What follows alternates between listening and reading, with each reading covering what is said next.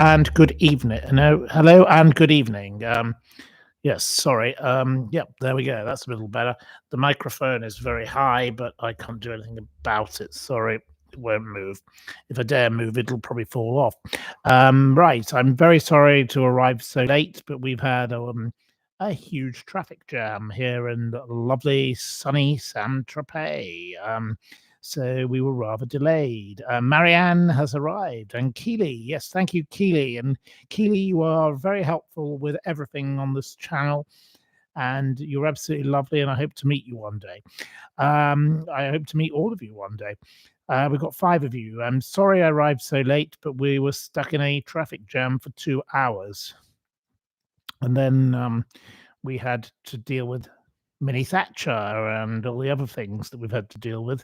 And there we go. So, yes, Wits End, hello. Yes, and there's 21 of you coming in, and there's probably going to be a few more. And we're only at 1 minute, so hopefully lots more of you will arrive. Lots to talk about. Not just more Madeleine McCann, and I'm very sorry about the sound earlier. Can you hear me now? I'm not sure if you can or you cannot, but the stupid sound is rather an issue, obviously. But YouTube is a very unpredictable system to use. I find it very, very odd, but I'm not very good with technology. So it could be me, it could be YouTube, or it could be 50-50 and 50% of both of us. So, right. Yes, can you hear me? Yes, the sound is good. So there we are. And our friend is keeping quiet in the background. It's getting a bit warm in here. I may have to open the door, in fact. Just a moment. I'm going to open the door a bit because, quite frankly, I need a bit of air. And you can hear some of the naughty seagulls that are probably trying to attack our poor little bird.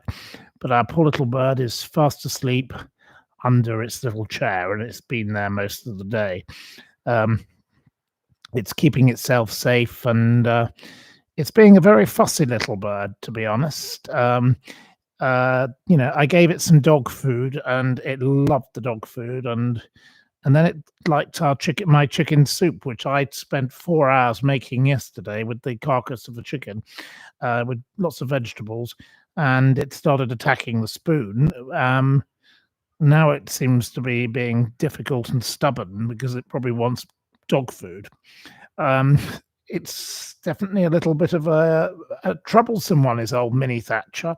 So, yes, tomorrow we'll have to go and get in the morning. I will have to go before we go off to our little lunch party up a dirt track in some beautiful house in the middle of the hills.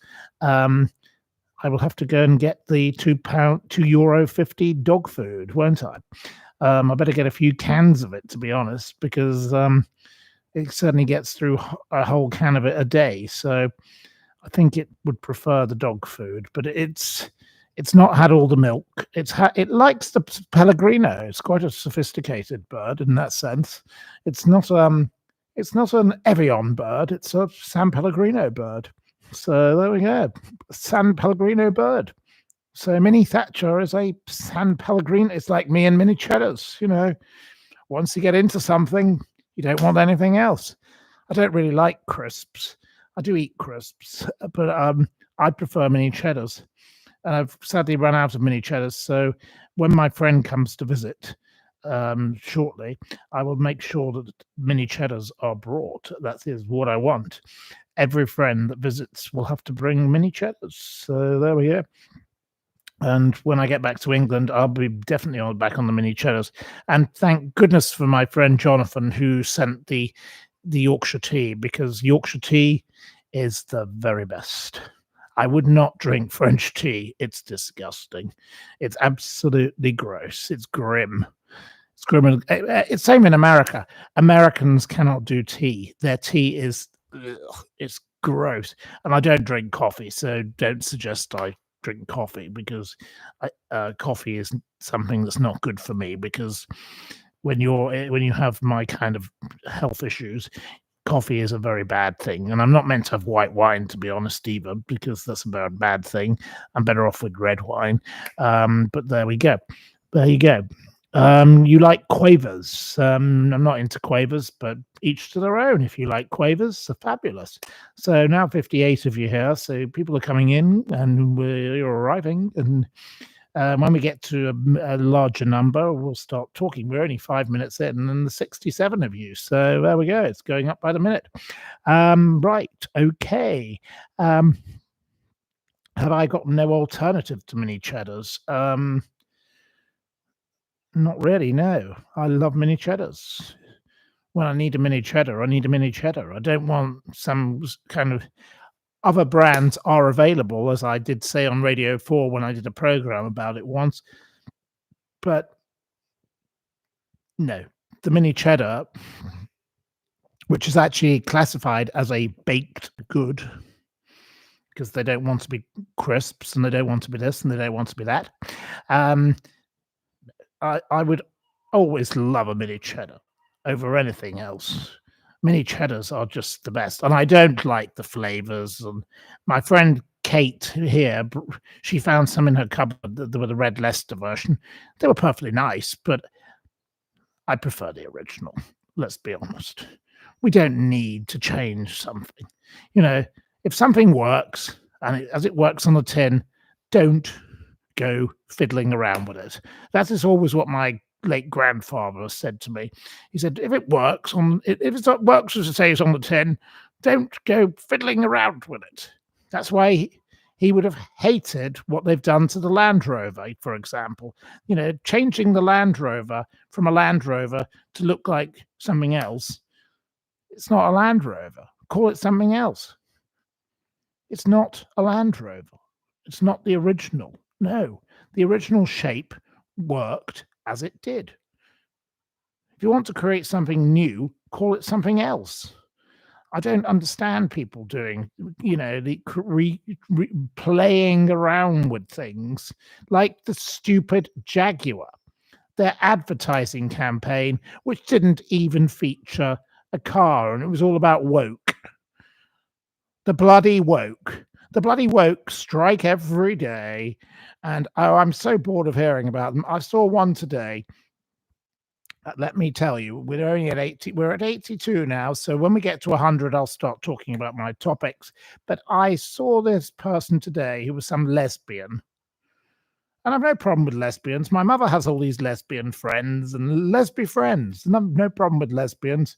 If you want to be a lesbian, be a lesbian. If you want to be gay, be a gay. Be whatever you want to be, but just don't go on about it. And this lesbian shared a picture of a man and a woman in bed. And they were just, they had a blanket and they were cuddling one another. And she said, this is very wrong. But it's not very wrong at all. It's just a man and a woman in bed. And there was nothing sexual about it. It was just a photograph of an attractive looking couple who were in bed. And she had a problem with it. This is how mad the world has become. I'm sorry. There would be no population if we didn't have men and women going to bed, would it? Because there would be no recreation. Well, I suppose you could be inseminated. Yes, that is possible. But how ridiculous that this lesbian felt the need to attack a photograph, an innocent photograph of a. I don't know what the context of the photograph was, but it's not an offensive photograph. It was just a man and a woman in bed, and you could see their shoulders, and they weren't wearing anything, obviously, but you could see a sheet. So you couldn't see anything of their anatomy. How very ridiculous. I should have taken a screenshot of the ghastly thing, the ghastly post by the ghastly woman. But this lesbian was up because it's Pride Week or Pride Month or whatever it is. So she's getting all uppity about straight people. I'm sorry. Do straight people have straight pride? No. Gay people have lots of rights, and there's no problem between me and anybody. Everybody should have rights, and let's be respectful to everyone. But seriously, do we need to have all of this anymore? Seriously, Everybody accepts this. There's no difference. It's ridiculous. I'm appalled by it. Jane O'Keefe says, "What's her problem with it?" She just said, "I find it grossly offensive." Alfie's mum says she can bog off. I give her a big bog off. Yes, I totally agree. Yes, there we are. Right, there's 112 of you, so right, we can start talking about topics shortly. Anyway, right, before I begin, have you any questions on any general topics? Because we wait at 114. We're growing and growing, and 32 likes. Thank you very much for the likes. I don't know what the likes mean or what they do, but thank you for the likes. Thank you. It's very nice to be liked. She was trying to make a point, says, "Hey, tigers. Most likely that straight people can find promoted homosexuality offensive." Oh, well, I'm not offended by seeing a picture of two men kissing or two women kissing. It doesn't bother me. It's so what, you know. We all watch films about Oscar Wilde and whatever, and of course those films contain scenes. It doesn't offend me. Nothing offends me. I don't see the point. It doesn't matter. But this person got so triggered by it, and I just thought it was very, very odd. And I woke up this morning, and it was the first thing that came up on my telephone when I was listening to Radio 4, and I go on my Twitter, because Twitter is a very useful source of information. And when we come to talk about Madeleine McCann, I will quote a few of tweets, and that's where I get a lot of information, because I gauge what the public think through Twitter, or X as we're meant to call it now. There we go. Live and let live, says Alfie's mum. I'm totally with you. If you want to be gay, bi, straight, shove it up your jumper, whatever. Be what you want to be. There was the dragon in Broadstairs. I did ask her, or well, it, as it wished to be referred to, are you a male dragon or a female dragon? And she said dragons are mythical. So she actually got me. So fair point to her. She's a mythical thing, but she's not a mythical thing because she wasn't born a mythical thing. So in a way, she's talking a load of rubbish. But that's what she wants to be. But then she turned up in the local pub with a rat in a cage, in a little carrier bag, and I thought that was very disgusting, and I didn't like that. That was very weird. Turning up with a rat in a cage in a pub. It's very unhygienic for a start, because rats are not very nice thing. And I've got my little seagull here, Minnie Thatcher, and but it's in the garden next door. And I'm sure if the owner of the house next door knew that we had this creature living under their seating area, they would probably go mad. But the gardener has been very helpful. The local guardian, who is a kind lady from another neighboring street, she said, you're doing the right thing. I love nature too. And the poor thing will die if we don't feed it. So, of course, I'm going to feed it, and it's going to be kept on Pellegrino water, because it seems to love Pellegrino, and it will be getting some dog food tomorrow, but it doesn't seem to be taking to my chicken soup quite yet. Well, overnight it better eat it, because that's its rations for the night. It gets the bread and milk in the morning, but we've run out of bread, so I can't give it any more bread tonight, and the shop isn't open anymore, so it'll have to wait, won't it? Anyway, there's 117 of you here, so thank you very much for joining me. Have we any questions on any other topics before I start out on what about the fourth man RPM? Asks Amanda Roberts. Amanda, please, can you redefine your question because haven't read a British newspaper today because unfortunately, um, we hadn't had time to go to buy the newspapers. Did I have a nice lunch today? Yes, I made some chicken sandwiches with some more of our leftover chicken. Um, there we go. Yes, so I had a lovely lunch. I love a sandwich, and I do miss a Pret tuna sandwich. I would say of my sandwiches in London and or the UK that I loved the most, the Pret tuna sandwich. I don't mind either the baguette or the one on the brown bread. Um, I like both. I do love Pret sandwiches, but only tuna. I don't have anything else, and it's their very cheapest, weirdly. So I'm a cheap date if I go to a Pret. So there you go. But I do love a tuna baguette, and the tuna and cucumber, lovely combination. Bit of mayonnaise, absolutely great. I would love to have one of those right now. In fact, sadly I can't because I haven't got tuna and I haven't got cucumber and I haven't got any bread. So I've got the mayonnaise and I've got some lovely mustard which I could mix with it, which would make it very much even better. But um, there you go. Right, okay. Have I ever been on an inflatable banana boat pulled behind a speedboat? No, I haven't. And I have no desire to. So no, that's not going to be happening anytime soon. Right. I don't know why that's the thing to ask, but there we are. Am I superstitious? Yes, I am. I tend, when I'm on the road, I don't like walking over the cracks in the road. I'm very cautious of. I've got that kind of weird thing, but um,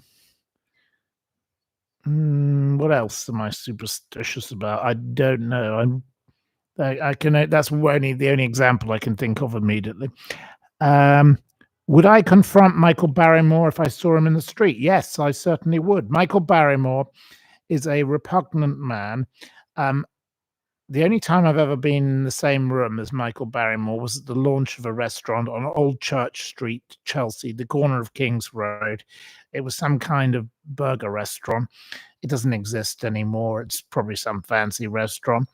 It's opposite the pub there, and he was at the next table, and I knew who he was, but I didn't know anything about the case at the time. I didn't really. I wasn't really in that world at that time, so I knew what had happened, but he was incredibly loud and incredibly obnoxious. And if only it had been now, because if it were now, I would go straight up to him and I'd say, 9 people went to a party, 8 of them lived. You ran away from the scene of the crime. So explain yourself. And that's how I would confront him. That's exactly what I would say. I did try to write to him via Twitter on one occasion, and he immediately blocked me. So he's a cowardly custard. He's an absolute waste of space. Michael Barrymore, man up, grow up and show up and stop making you stupid TikTok videos. I would like to confront you. I've challenged you on a number of occasions. So again, today I challenge you yet again. Thank you for reminding me of this. He won't answer because he's pathetic. He won't be responding to this. The family of the family of Stuart Lubbock. The father died without justice for his son. Sue Homan has continued to campaign for justice for her late husband. 2 children don't have a father. And Michael Barrymore is trying to be reinventing himself with the youth, as Janet Street Porter would call them, on TikTok. So, Michael Barrymore, remember this, all of you. Michael Barrymore is a man who got down on his knees and worshipped Jimmy Savile. Michael Barrymore is a man who dressed up. He's not a man, he's a mouse, in fact. He's a mouse who dressed up as Hitler. That is disgusting. They're just 2 disgusting examples of his weird mind. He's not funny. He's funny in the bloody head. And You should all stop paying attention to him. He is not worth anything. He is disgusting and revolting and repugnant. And Michael Barrymore, I'd like you to sue me for saying these things because you haven't been proven innocent. 9 people went to a party at your bungalow. 8 of them lived. 2 of them ran away. 1 of them was you. Then you told a bunch of lies. That is clearly obvious. 3 of the people cannot be the killer because 3 of them were women. And, this is like an Agatha Christie story, and I will keep telling it. So anyway, that's enough of that for now. So, right. Oh, gosh. I've got Sir Benjamin Slade trying to call me, but unfortunately, Sir Benjamin Slade will have to wait because we've got this program going on. I will call him. You would love Sir Benjamin Slade, but unfortunately, I cannot have Sir Benjamin Slade live on this program because, unfortunately, something libelous probably would be said. So anyway, I'm not to prove I'm not lying. There you go. There you go. Oh, it's gone now. There you are. There you are. Benjamin Slade, Baronet, calling. Right. Okay. I'm very sorry. I will turn the phone to silent. I didn't know it wasn't on silent. I do apologize. But, I think you'd all like, when I can do it again, we will do an episode with him. And when I have the ability to do this in England, I will have split screens and all the rest of it because there is a way of doing it. I don't know how you do it, but we will work it out and we'll have people like him on air. So, Benjamin Slade, Baronet, look him up. He's a lovely man who lives in Somerset, who is a good friend of mine, and he's a little bit bonkers, but he's brilliant. So there we go. He has offended a lot of people along the way on television programs. So just Google Benjamin Slade and then you'll see. So there we go. Anyway, I'm he's hilarious. Saw him when he wanted a wife, says Hey Tiggers. Yep, that's the one. You've got the man. You've found him in a minute. Right. Okay. You love a lobster sambo. Okay. Well, I like. You didn't see his phone number, no. You saw. You just saw his name on my screen, in fact, but you didn't see his phone number, no. There we are. Right, he's our kind of person. Yes, I would agree. He's absolutely fabulous. He's a little bit outrageous, and he's a bit too into Brexit for my liking, and all of that kind of right-wing rubbish. But we can agree to disagree. That's the nice thing about it, that miserable Sarah Vine was whinging and whining yesterday in the Daily Mail about how, she lost all her friends because of Brexit, and they all turned on her because of Michael. And, I thought, you pathetic little specimen. You and your husband played the game of making hatred big. You two were nasty people.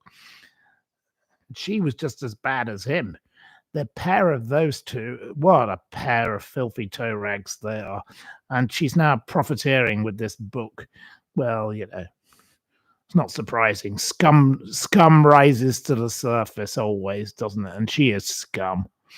Oh, I went to my box room. I wish we'd bought the paper today because then I could have read the next part of the nonsense. But actually, I'm very glad we didn't because now I don't have to endure it because, quite frankly, it was triviality, and I'm not going to be buying her book, that's for sure, because I wouldn't want to read such a load of crap. Thank you to Deanne Daly, who's given me 99p. That's very generous of you. I don't know why you've given me 99p, but thank you, Deanne. That's very kind. Right. Okay. Well, there's over 161 of you here, so it's probably time to do some talking. Michael was at a rave in Aberdeen. Yes, he was. Right, we'll come back to all of that later. So today, earlier, I did come on air and talk about the Madeleine McCann matter, the arrival of 30 agents of BKA, i.e. Germany's FBI, in Praia de Luz to waste a load more money on searching for a child that will never be found, probably. Now, I could be wrong. They may find her. They may find something. They may find a body. They may not, but I don't believe they will. But what am I to know? Anything could happen. It's quite possible.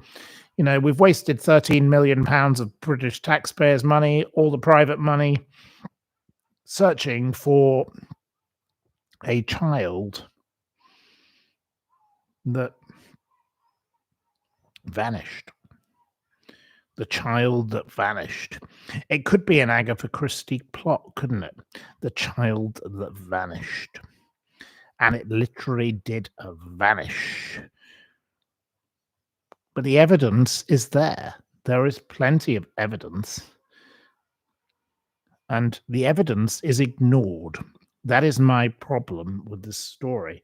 But now they claim to have new ground-penetrating radar systems that can scan 15 feet down, so they don't have to dig up the trenches unless they find something relevant.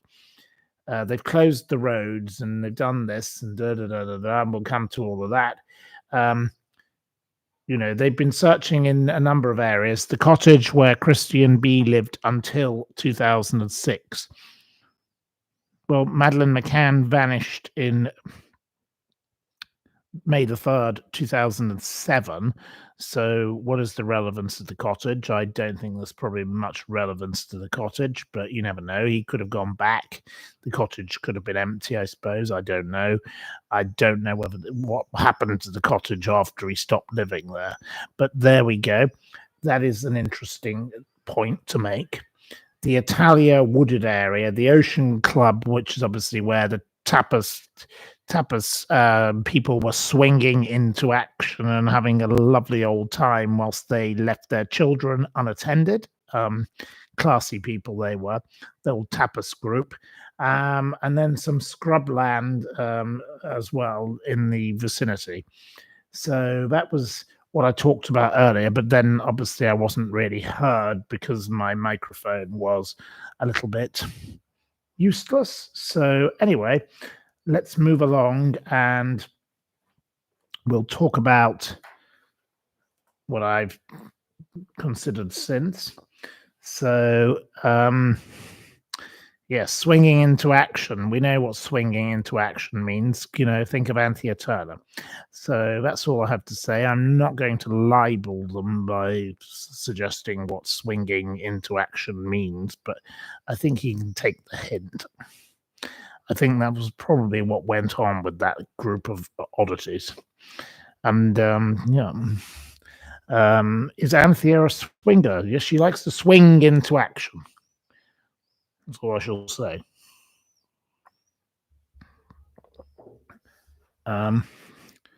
Yes. Lizzie Murray says they are still wasting money trying to find a child's body. Right. They will come up with something to frame Christian Bruckner.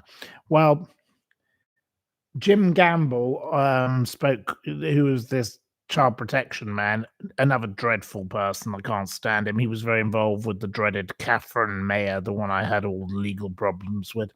Baroness Mayer, a dreadful, awful, ghastly woman. Another one of questionable activities, let's be honest, in multiple areas, both, financial and otherwise. Jim Gamble spoke to Sky News today and he said, I've said many, many times the crime scene was bungled at the time. And so there was no control and there was chaos at the beginning. That came at a cost to the investigation. ... Police need one piece of forensic evidence, which is what they need to get Christian Bruckner. They've spent 5 years trying to get Christian Bruckner. They haven't. And he says, and that's why they are pushing. But based on the intelligence and the information they have, I hope they know what they're looking for. So he is being incredibly cryptic in his little missive. He's another meddling little menace. Can't stand this Jim Gamble, ghastly little rat that he is.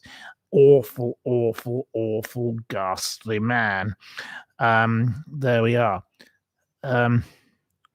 Alfie's mum says hopefully Christian Bruckner won't be released in September. Well, Christian Bruckner would have served his time for the crimes he's committed. He's entitled to go. I don't like Christian Bruckner, but Christian Bruckner was convicted of crimes related to other matters. He has served his sentence. He's just like any other criminal. He should be allowed out. I don't like him. I think he's evil. He's revolting. He's repugnant. He's disgusting. He's sick. He is morally reprehensible. But that does not mean that you should keep him in jail. No, I don't agree with you. I think you're totally wrong. If he is cleared, if he's a man who's served his time, he's done his time, let him out. That's the end of it. I know it's dangerous to the world, and I'm sure he is a danger to the world.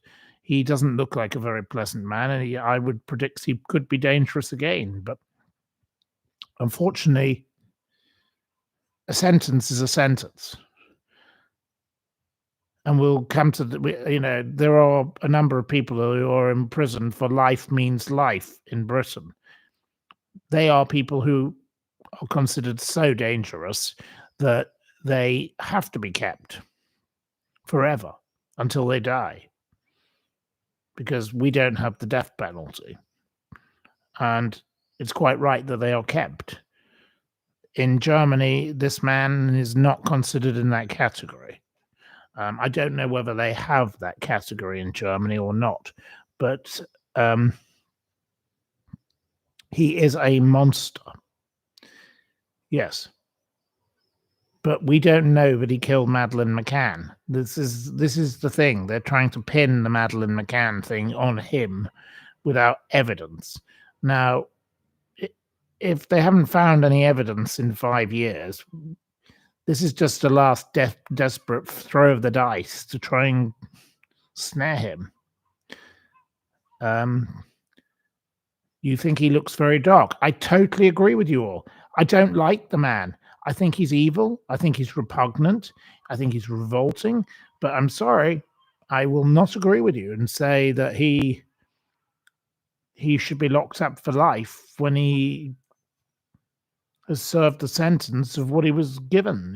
That's not correct. Even though, look, with his situation, the minute he gets out of prison, I think something very unpleasant might happen to him. I don't think anyone will mourn that, but he is not. He's a marked man because he's a nasty piece of work, and he's a dreadful, dreadful, dreadful, evil, evil man.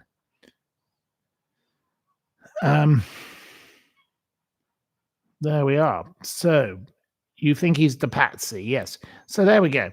Anyway, right. Rick today is asking about Starmer. Well, we will come back to. Please ask the question again later, because we're talking about Madeleine McCann for the moment. So yeah, he's dead behind the eyes. He's got very strange eyes, and he's got that strange mark on his face, which looks like someone hit him with a knife or something. He doesn't look like he's a very odd looking creep. There we are. But the point here is you're missing the point, the majority of you.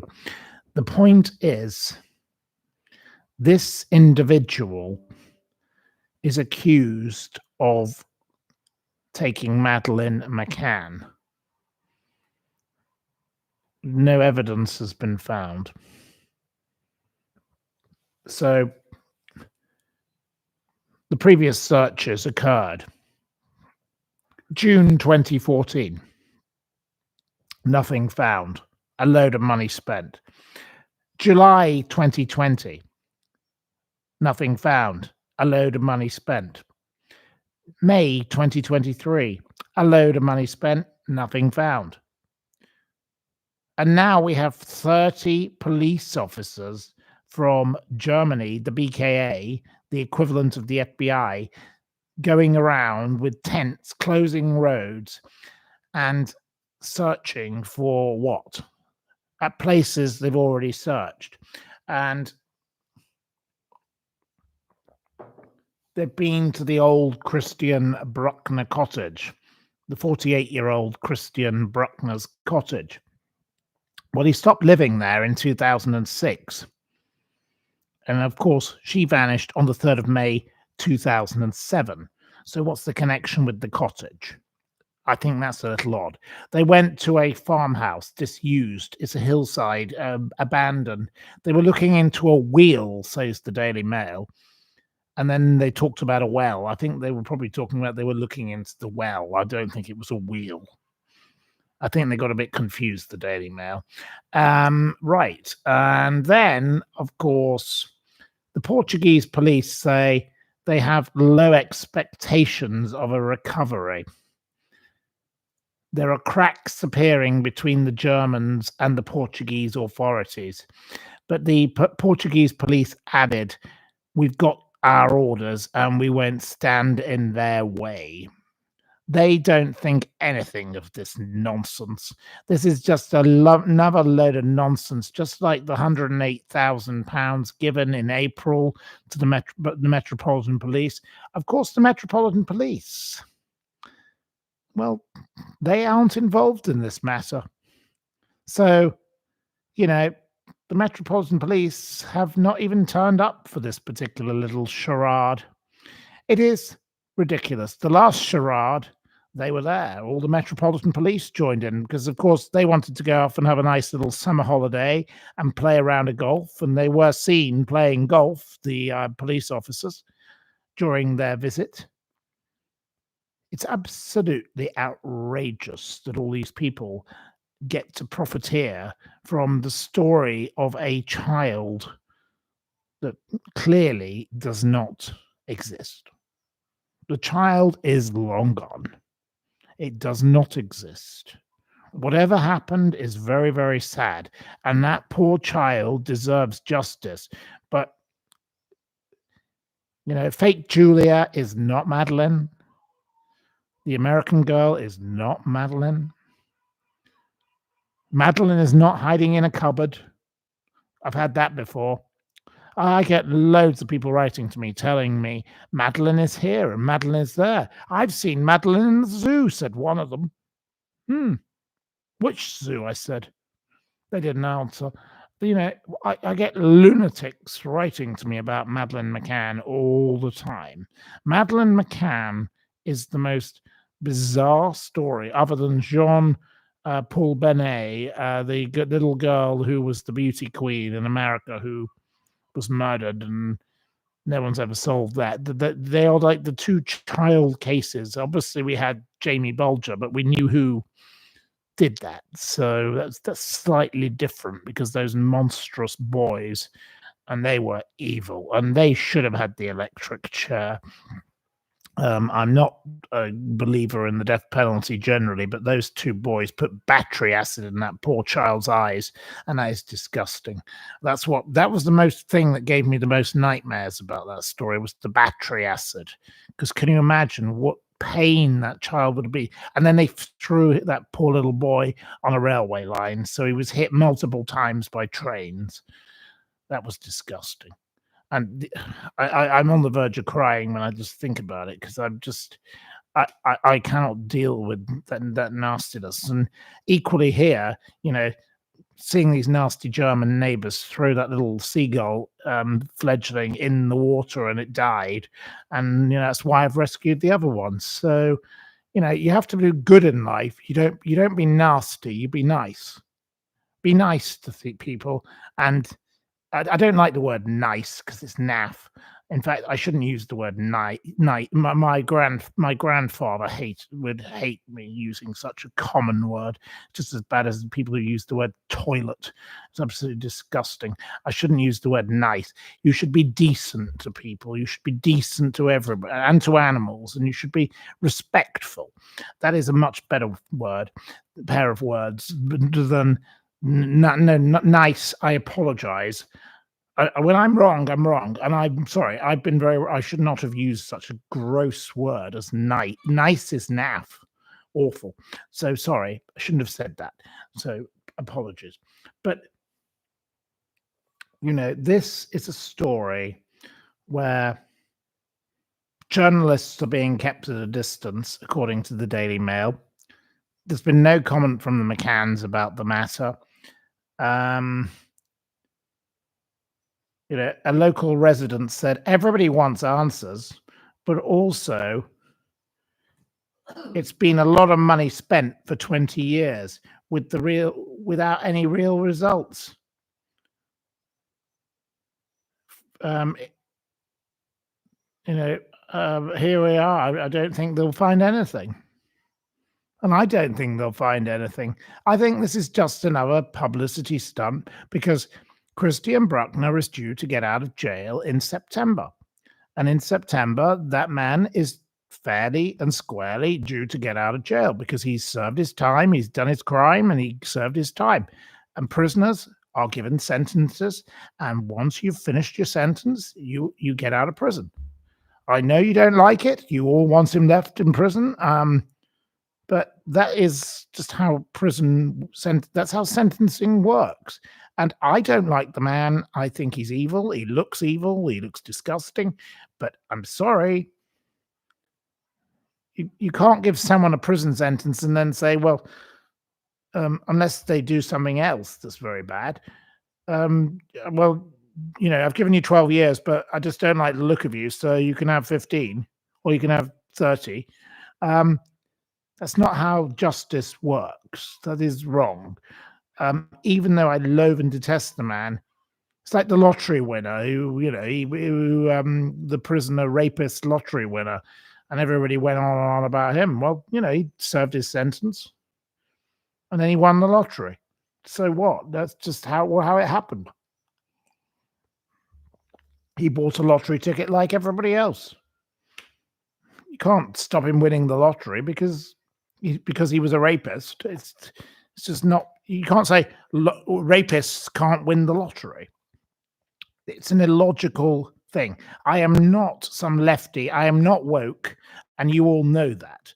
But I'm saying to you, you have to apply some logic to the law. I should have probably studied to be a barrister because, quite frankly, I would have argued for various things. But I love the law, and I'm very interested in the law. And you have to be logical about the law. And unfortunately, people are emotional about the law. This is like some people are being about Lucy fucking Letby. I can't stand the woman, and I've just had somebody on the phone talking about that. Lucy Letby is a convicted criminal child killer. She has not been found anything other than guilty. She has a life means life sentence. She will effectively die in prison unless she appeals successfully. She has all these famous faces jumping up and down trying to support her, and she'll probably get somewhere because, quite frankly, there's too much emotion in the law right now. I am not a believer in emotion in the law. The law should be specific and it should look at facts. And that is how the law should be administered.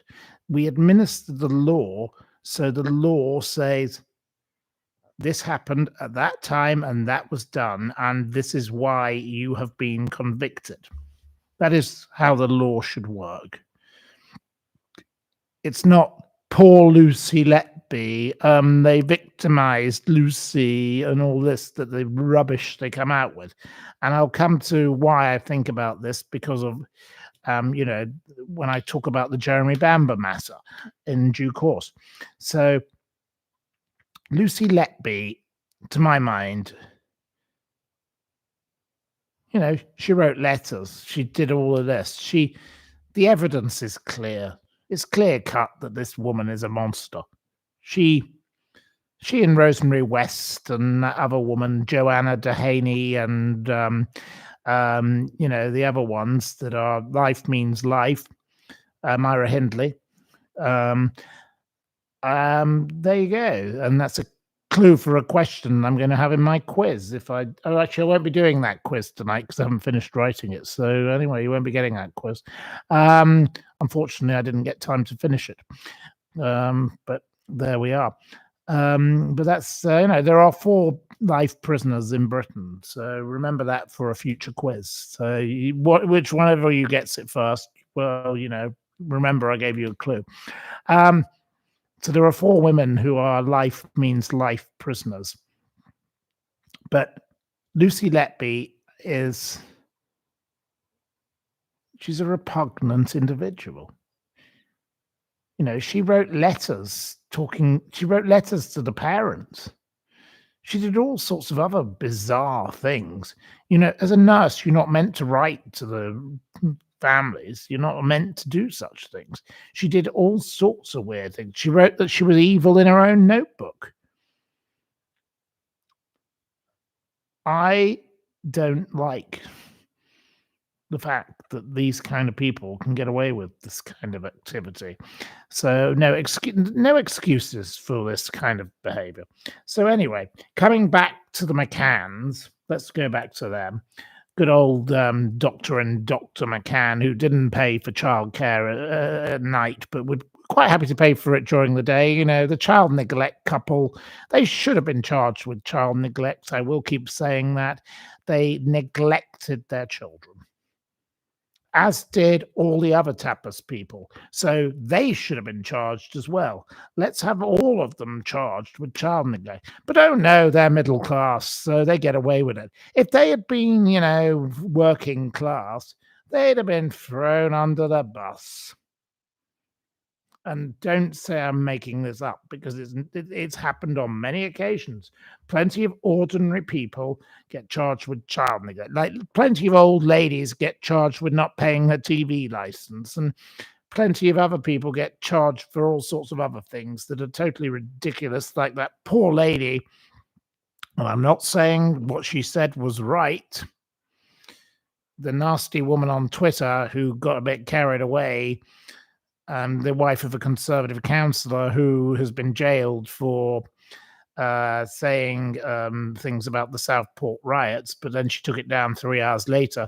Well, she shouldn't have said what she said, because what she said was highly inappropriate. But I don't think the scale of the prosecution against her has been fair, and they've kept her in the jail, and it's not correct. I do believe she should be punished. She should have been punished in a different way. So I will say that. I'm not suggesting that she is Miss Innocent, because she certainly didn't think, and you know, she's surely an educated woman, so she should have been more careful in her use of language, and she clearly wasn't. But that doesn't mean that we need to take her away from her children and all the rest of it. She didn't commit any prior offences, but of course, she shouldn't get away with it. No, I don't think she should have got away with it. There are lots of people who say, oh, we'll just let her out. Yeah, she's freedom of speech, freedom. We've all got to say what we want. And you've got Tommy Robinson and Casey Hopkins and all this nonsense. But she has been disproportionately treated, I believe. That's what I shall say on her. Right. So, what I will say next is, why now? Why now are these German police turning up? Because obviously, you know, September is looming, because the summer will go very quickly. They are desperate to keep him in prison. But why didn't you go and dig up things? Because what you're digging up is dense vegetation.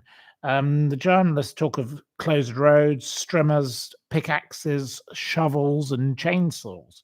So you're creating an awful lot of work for yourself right now to deal with all this vegetation. Why now? Why didn't you do this in March? Why didn't you do it in February when there was none of this vegetation? This is a very strange time to be doing this. It's a very costly exercise. It's very wasteful. So I don't approve of that either. I think that is another angle to this odd behavior of the BKA. Why are you doing it now? So that's one of my points. And Mr. Bruckner has given an interview from his Sahende prison. He claimed he had suffered a broken rib. He's allowed to give interviews, which, in England, it's very difficult with prisoners giving interviews. As I went to a court case about the man I support, Mark Alexander, and it's very hard for prisoners to give interviews without permission from the governor of the prison, but in Germany, there's a lot more freedom for the prisoner. So he gave an interview and he claimed that he'd suffered a broken rib. He's been assaulted by another inmate. He said, where is it? Oh gosh, where's my little notes on him? Right. I now stay in my cell 24 hours a day. I don't go out, not even for food. He fears for his life. I don't feel any sympathy for Christian Bruckner. I think Christian Bruckner is an evil man who has been convicted of many crimes. But, rather like with Jeffrey and Ghislaine, what could happen next? Christian Bruckner is a nuisance. Let's be honest. Christian Bruckner could be a bit of a problem for lots of people. So I think Christian Bruckner needs to be watched by the authorities. That is a chillingly horrible thing, but I don't care about Christian Bruckner. But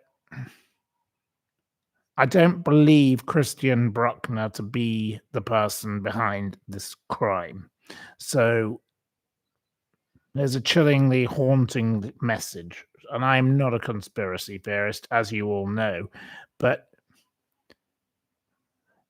they brought him out for coronavirus in the first couple of weeks of coronavirus and started digging into him because it distracted from the story of coronavirus. And now I think they are bringing him up again because there's something else they want to keep out of the news. So there's something very wrong about this. And I do think that this investigation is appalling and stupid and irrelevant. And why don't you reallocate the resources to help find missing people who can be found? 75,000 people go missing a year. Find them. Even find one of them, because one of them can be found. Madeleine McCann cannot be found.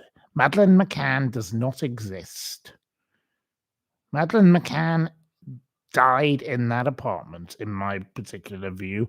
And I'm not saying how Madeleine McCann died, because I don't know. But the scent of death was in that apartment, in the cupboard. There was the blood spatter on the curtains. There was the scent of death in the hire car. There were all sorts of other bits of evidence that point to that child having died in that apartment. Yes, the police messed up, but the Cadaver dogs were British Cadaver dogs, and they were not unreliable. Giancarlo Amaral, the detective, has won 600,000 in damages against Jerry and Kate McCann for what they said about him. He is not a bad man, and he has his theories, and he was totally treated badly. Plenty of other things have been proven to be nonsense. So let's be honest here. And we've done nearly an hour now.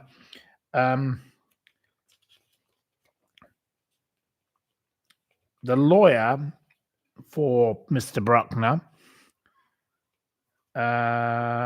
said he will flee Germany on release. Sorry, this is what he said. Sorry, this was his words, Christian Bruckner, to the RTL. This was how he spoke in his interview. The fact that I have been in prison for many years for something that I cannot have committed, and therefore the participation of the media, half the world considers me a cruel rapist. Well, you are a cruel rapist because you were convicted of being a rapist, you stupid man. You're gross and you're grim and you're revolting and you're a total shameful person. And I'm not defending you. I think you are appalling, and I have no interest in supporting such a revolting man. But one of his lawyers, Philip Marquardt, said, if I were him, I would leave Europe and look for a state which doesn't extradite to Great Britain or Europe. Maybe like Suriname, wherever Suriname is. I don't know where Suriname is. It's spelled Suirname. It's obviously a country. It's probably in Africa or something. I don't know. But he was cleared last year of a number, I think it was 7 unrelated sex attacks between 2001 and 2018. You know, he was convicted of the rape of a 72-year-old American, Diane Menks, in 2006 in Algarve, and he contests that still. He is a very, very disgusting person. So he's the ideal person to blame for something like this. And, you know, think of RFK and Sirhan, and you know, Sirhan could not have fired the shots, so they just blamed him, and he can't remember anything because some woman gave him coffee, and then he lost his mind and he couldn't remember. And then think of, you know, the shooter of JFK and all of that. There's always another angle, but I don't think this man is responsible for this. I may be completely wrong, and if I am, I will admit it. Mark my words, if Christian Bruckner is proven to be the killer of Madeleine McCann, I won't argue against it, but it just doesn't make sense. It's a complete waste of time. So anyway, there we are. Anyway, on social media, on Twitter, lots of I just thought I like to always look up what the public thinks. So the general public, I tend to think public opinion can be, well, it can be a load of old rot, to be honest, because they do get carried away, some of them, but some of it is quite right. Yes. So the first one comes from somebody I found was Sandy of Suffolk. So the police, she didn't realize it was the German police. I think she's referring to the British police, are off on a jolly now to Portugal looking for Madeleine McCann again, in case they miss something every year for 18 years. There we go. So she thought that's what she had to say. Now, Wow Jules, whoever Wow Jules is, and a shout out to Wow Jules. What a funny name. Every time I see Madeleine McCann trending, I know it's time for the Met Police. It's begging for funds for their summer Beano. Because, of course, they were all caught on the golf course. You know, how disgraceful. Absolutely appalling when they did that. Sevi Saw One says, I don't know any parents who would leave their kids on their own while they go off on the piss. Madeleine McCann was only 3. Shame on her parents. Disgusting. I totally agree with Sevi Saw. I wonder how many people genuinely believe Madeleine McCann was abducted, says at Cole3691. Well, these are just opinions, and I don't endorse them, but I'm just sharing a few opinions because the audience needs to know what the public think. Every summer it's the same. Plod, load up their golf clubs and fly to the Algarve, says at Flash for Freedom. Meanwhile, we have a deranged person. I'm going to have to find my phone now because I have to read it off that. The deranged person has been back at it again. The absolute lunatic, Surjit Singh Clare. The man who was extremely rude about my father and was extremely rude to various others. Anyway, Surjit has news. Here you are. You can see he has, you can't really read it, so I'm sorry. It's not showing very clearly on the screen because of the angle of the lighting, but anyway, it doesn't really matter. He says, since I posted the DNA results that conclusively prove Julia Wandelt is not Madeleine McCann, well, why did he go on about why she was Madeleine McCann before, you stupid Burke? You're a prized Burke. As I suspected, numerous people, mainly Julia's fanatical fans from the Free Julia Wandelt Facebook page, would deny or question the findings. If I'm wrong, let Julia Wandelt state such. He really does like a rant, does this one. When she made the podcast from prison, she knew the DNA results showed that she was not Madeleine McCann in capital letters, as did Karen Spragg. So he's obviously fallen out with her as well. The old bag from Cardiff, the woman in the Crocs from Cardiff, the complete creep from, with that weirdo. Prove me wrong, I challenge you, he says. He really is a bit of a ranter, isn't he? He told me to F off. He gave me all sorts of every word under the sun I got from him. Kind regards, Surjit Sinclair. P.S. On our podcast from Peterborough Prison, Julia Wandelt did state that she would be assassinated by the government. Oh, here we go. We get the conspiracy theory going again. To silence her and the truth. I just want to assure everyone she's still alive and kicking. And as far as I'm aware, no hitmen have been hired to kill her or Karen Spragg. Can you imagine how ridiculous this whole Madeleine McCann story is becoming when we've got that? This is ludicrous. We've got the Christian Bruckner, who is not the killer of Madeleine McCann, clearly. It's plainly obvious, let's be honest. And we've got the psycho who thinks she's Madeleine McCann. This is a story that has got out of control. It is time to wind it down. It is time to say enough is enough. Let's help other missing people. I am only trying to bring some logic to this story. I do believe that the logic is to say, help other people. Help people who can be found. Let's do something decent in our lives. Let's help the real people who really deserve to be, who can be found. Because Madeleine McCann has had £13 million of public money, God knows how many more millions in private money, and they found nothing. And then we've got these two nutters. We've got Julia Wandelt. We've got Surjit Sinclair.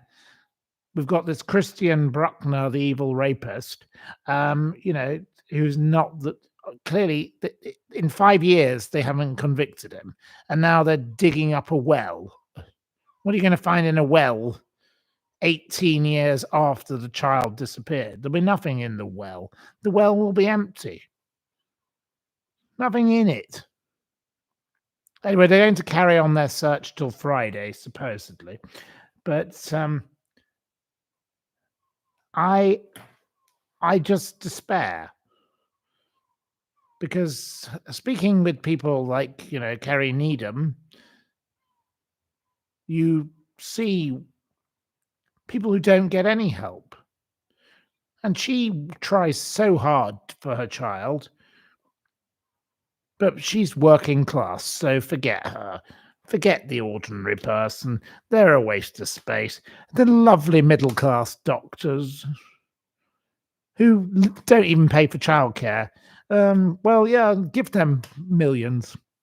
I don't find that very decent. And I say shame on particularly Theresa May, because she was the one who really encouraged all the funding of this via this dreadful Baroness Mayer, who was a nasty piece of toe rag. And, I really had a falling out with her. Yeah, and she sued me. She tried to sue me, and she didn't get very far, did old Baroness Mayer. So you can rod off and shove it up your jumper, old bag. Go back to wherever you came from. Your French, Russian, whatever you are. And your lovely husband, well, he was a class act. John Prescott actually got it right about you. He called the horrible husband the red socked fop. Precisely, that's what you are. You put me off wearing red socks for a while, but I'm not going to be told what to do, so I still wear red socks. I like red socks. Today I'm wearing orange socks. There you are. But not red today, but there we are. Anyway, it doesn't matter. I support all the other missing people, and I think we should all help try and find, like, people like Andrew Gosden, the little boy who got on a train from York age 10 and went to King's Cross, and he took out £100 and then vanished. Bizarre story. And those poor parents are still looking for their child, and nothing has ever been found. Isn't that an absolutely sad state of affairs, that poor little boy has vanished? He is vamooshed.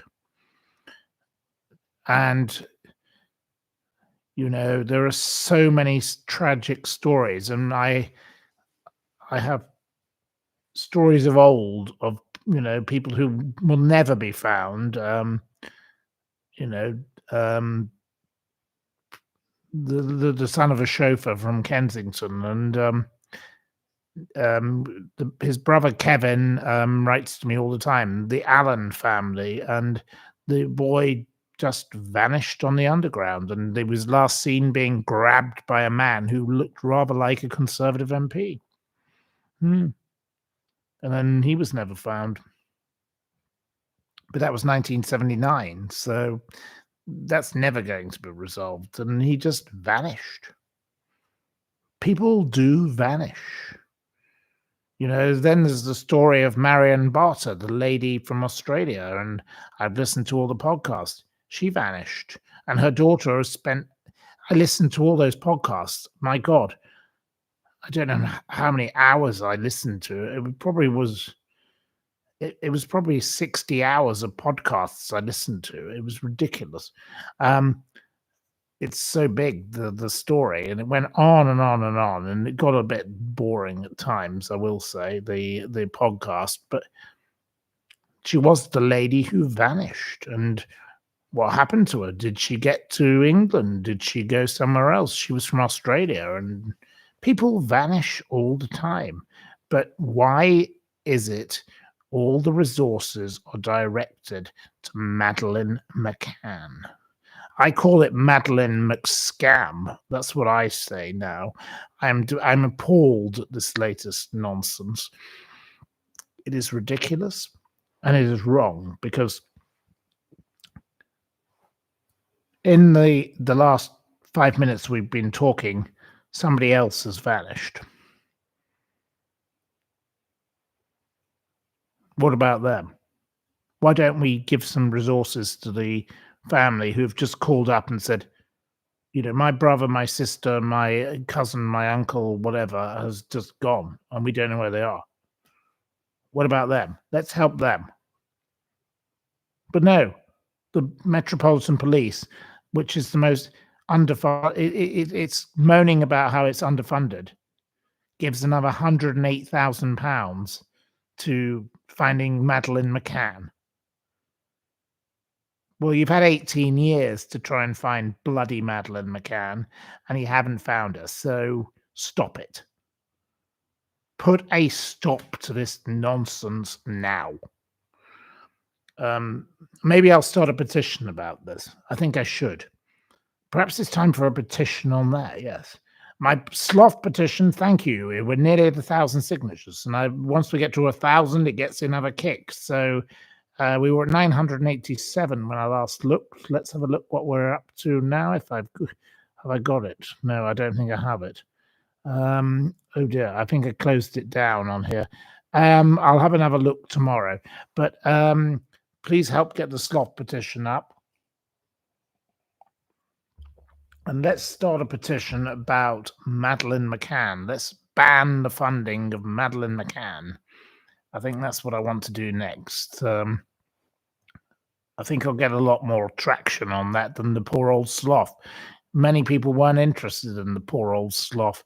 Like no one's interested in my poor little old seagull, Minnie Thatcher, around the corner. But I'm looking after it. It'll be all right for the night. It's gone to sleep probably now, and it's got a bit of chicken. Well, if it doesn't like it, well, tough.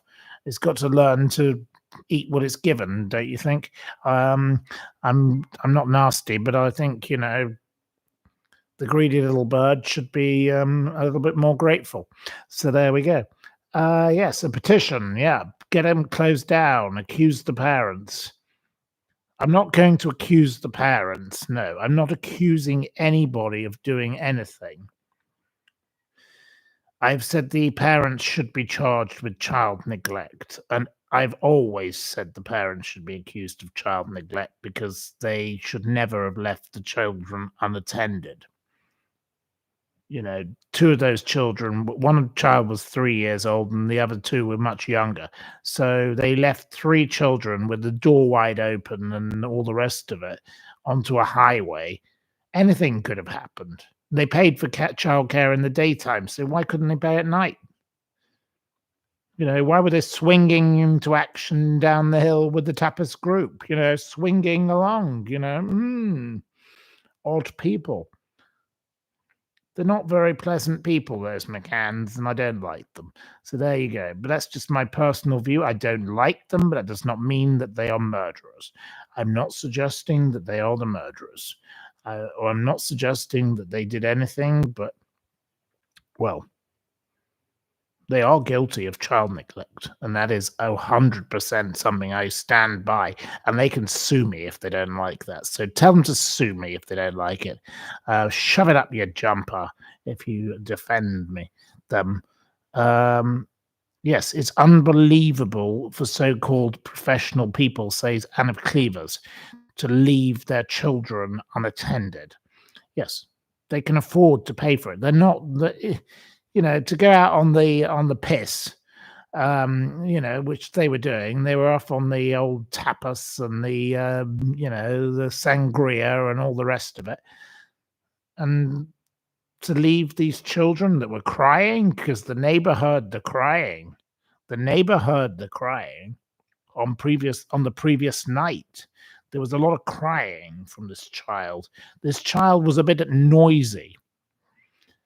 And, were they using sleeping sedatives? I don't know we can't prove this because obviously, well, there's not been a body and, well, it'd be impossible to prove it now because the body would have disintegrated in 18 years. So no one will ever know if they use sleeping sedatives on that child, but not very pleasant, is it?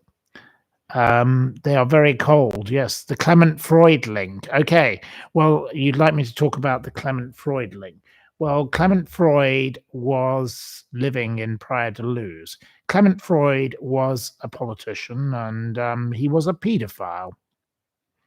And in Kate McCann's book, I don't know why such a silly woman would say such a thing. She talked about how in the days after the disappearance of her daughter, she went off to have lunch with Clement Freud. Now, that is a very strange thing to do, to mention a paedophile as someone you're going to have lunch with. But no, she went further. She talked about how they had strawberry vodka shots and they ate a risotto with a paedophile when their daughter has gone missing. That is really weird. It's the weirdest thing in the book. I cannot fathom why they did that. You know, the going off for a run, the going off to play tennis. I don't understand all of that. But the lunch with a paedophile is it's just sickening. There's something very weird about these two people that they say that they had lunch with this man, because it doesn't engender support for them. I must say, I don't think that they are this. Yes, you think that this is awful. Well, it's the first time you've heard it, perhaps, but go read the book. I refused to buy the book, but I read it in Waterstones in Kings Road. I went and sat there for an afternoon because I didn't want to give them money because I think they're disgusting. I don't like them, but does not mean that they're guilty of anything, but I just don't like them. I find them a bit odd. I really didn't enjoy their company when I met them. So, and I think that they should be charged with child neglect. So I am not a fan. No, I'm not a fan. You know, it was when I went on NetJets, when I met the Pope, when I met Obama. The book is all about all of that. It's not about Madeleine. Forget Madeleine. Madeleine may as well be a bloody cake.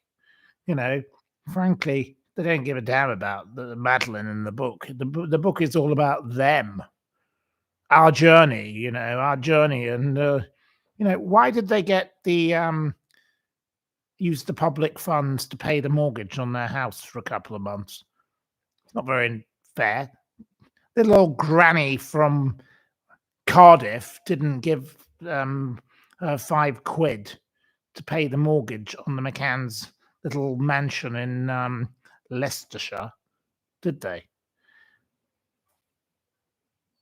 The McCann's moral compass is a bit warped, in my view, and they have become a little bit obsessed with having parties in Downing Street with Theresa May.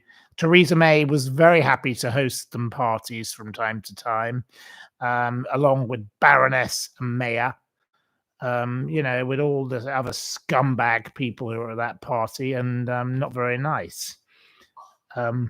So, no, I'm not a fan of any of these people. No good. Yes, AMB says they had a fun time and a fantastic meal at the home of Clement Freud. Yeah, the paedophile, Clement Freud. They had a fun time. Well, I pointed out to you again, their child has supposedly been abducted by a paedophile, and they are going out having lunch with a paedophile. There's something not quite right about that, is there? Let's be honest. Not a good look, is it? The horrible McCann, says Hugo. Yes, I totally agree with Hugo. I don't like them. No, I'm not a fan. So there we go. They don't even look embarrassed, knowing if she was indeed snatched. They made it was an easy for an abductor, says Hey Tigers. They sound like a lot of entitled people, says Tandaloos. Yes, precisely. They were out jogging, playing tennis the next day, says Wits End. Yep, they were very much into playing their tennis and their jogging. Your child's missing and other people are going around looking for your child. I'm not going to say what happened to me the other day, but, when something happened and somebody disappeared, I went looking. I did get other people to come looking.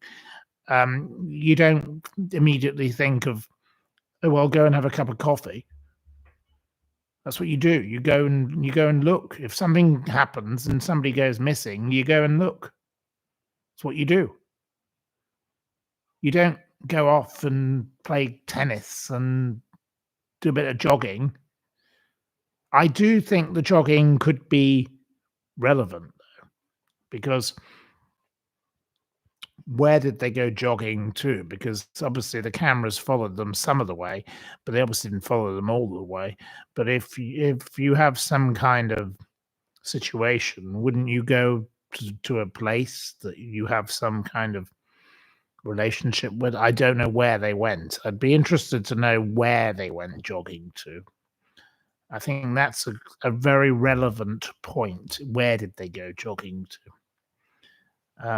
I've seen the photographs, but I don't know where they went. I've never ever been able to find out where they went exactly, but they must have gone some distance. So, given all of these searches, where did they go? And are they related to where these search locations are? So let's have a look at that. That could be interesting. Your dog went missing last week and you were frantic. Well, I'm sure you were, your poor dog. Did you get your dog back, Keely? I hope you did. I'm very sorry to hear your dog went missing. That's not very nice. A and B say she washed the cuddle cat. Yes, the cuddle cat was washed. The cuddle cat had the smell of her daughter on it, and then she washed it. Why would you do that? Very strange action. The cuddle cat washing was a key thing to the story. Why did she wash the cuddle cat? I don't think I include that in my many questions that I put, but I should add that one as one. You're quite right. You've alerted me to something I've not thought about precisely. The cuddle cat, yes, their phones. Why did they vermouche their phones? And they referenced it as vermouching. They wiped the phone records. And at that time, it was quite possible to do such a thing. So they deleted phone records. Why? And then there was one call that related to Cardiff, which is why I'm very interested in this Karen Spragg. Karen Spragg will be in court soon for her involvement in harassing the McCanns, and the McCanns don't deserve to be harassed. I will agree there, and the children most certainly don't. It's a bit like with a member of the royal family, you don't help who your family is. If you're born into it, you're born into it. So there we are. But Karen Spragg is a curious creature in this case. So the Welsh connection is definitely something odd here, because they made a phone call which wasn't deleted to a Welsh phone number. Was that number anything to do with Karen Spragg? Who knows? But the fake Julia is nothing to do with it. The fake Julia is a load of old rubbish. Anyway, that's enough of that. So, right, next question.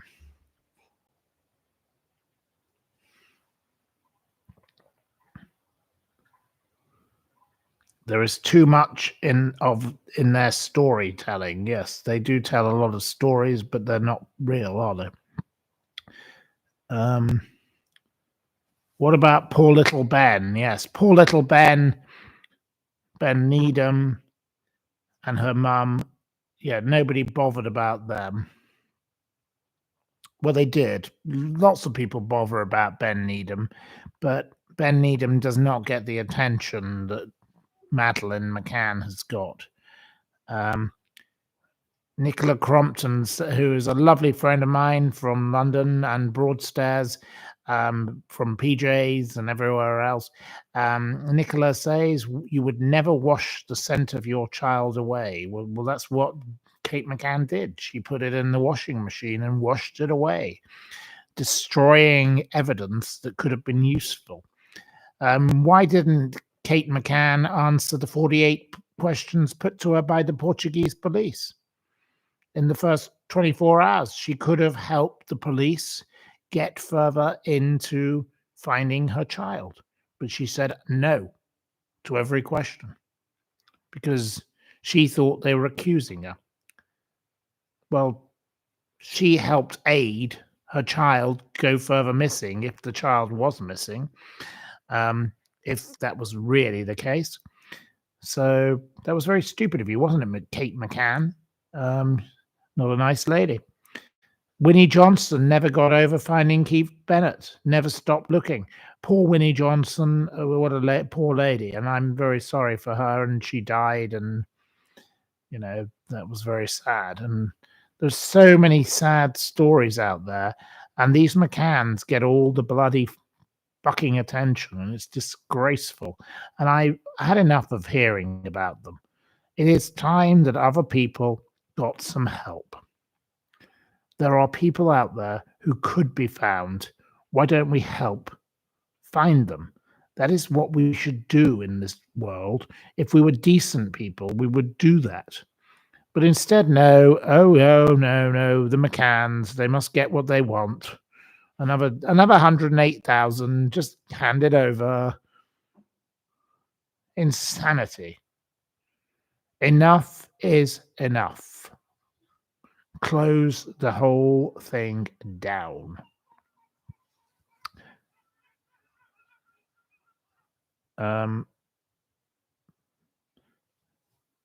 The difference between the McCanns and Winnie is marked, says Caddis. Yes, precisely. That poor lady is somebody who suffered, and she had no support, and that's terrible, isn't it?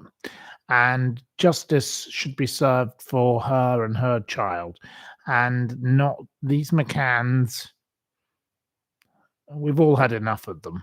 We have, but of course, there's plenty of people out there who are totally obsessed with them and still support them. But quite frankly, I don't know why. It's absolutely ridiculous. But enough is enough. Time to turn off the tap. The tap is the tap is overrun. The room has been flooded with money, and the money has led to zilch, zero, nout, nada, nothing. Enough is enough. That's how I feel. Karen Matthews has tried to coin in on the McCann case as well. Okay, well, that's via probably Surjit Sinclair, who is a very nasty man. We don't want to talk about him anymore. He was extremely offensive about my father, and I don't want to go into why, because I don't think it's worthwhile talking about. Yes, they paid the mortgage off. Yeah, there we go. Yeah, that was, well, they didn't pay their mortgage off. It was paid for a number of months. So they didn't actually pay their mortgage off, but they did use public gifts to pay the mortgage on their house, which was obviously clearly not a correct thing to do. So anyway, on to our next thing. Right, on to our next thing. I'm going to make myself a drink because, quite frankly, I need to carry on. Right, have we got any more questions? More questions on this topic? Yeah, let's carry on this topic. And then I'll talk to you about Jeremy Bamber for a little while. And then we'll do a quiz. So anyway. On me.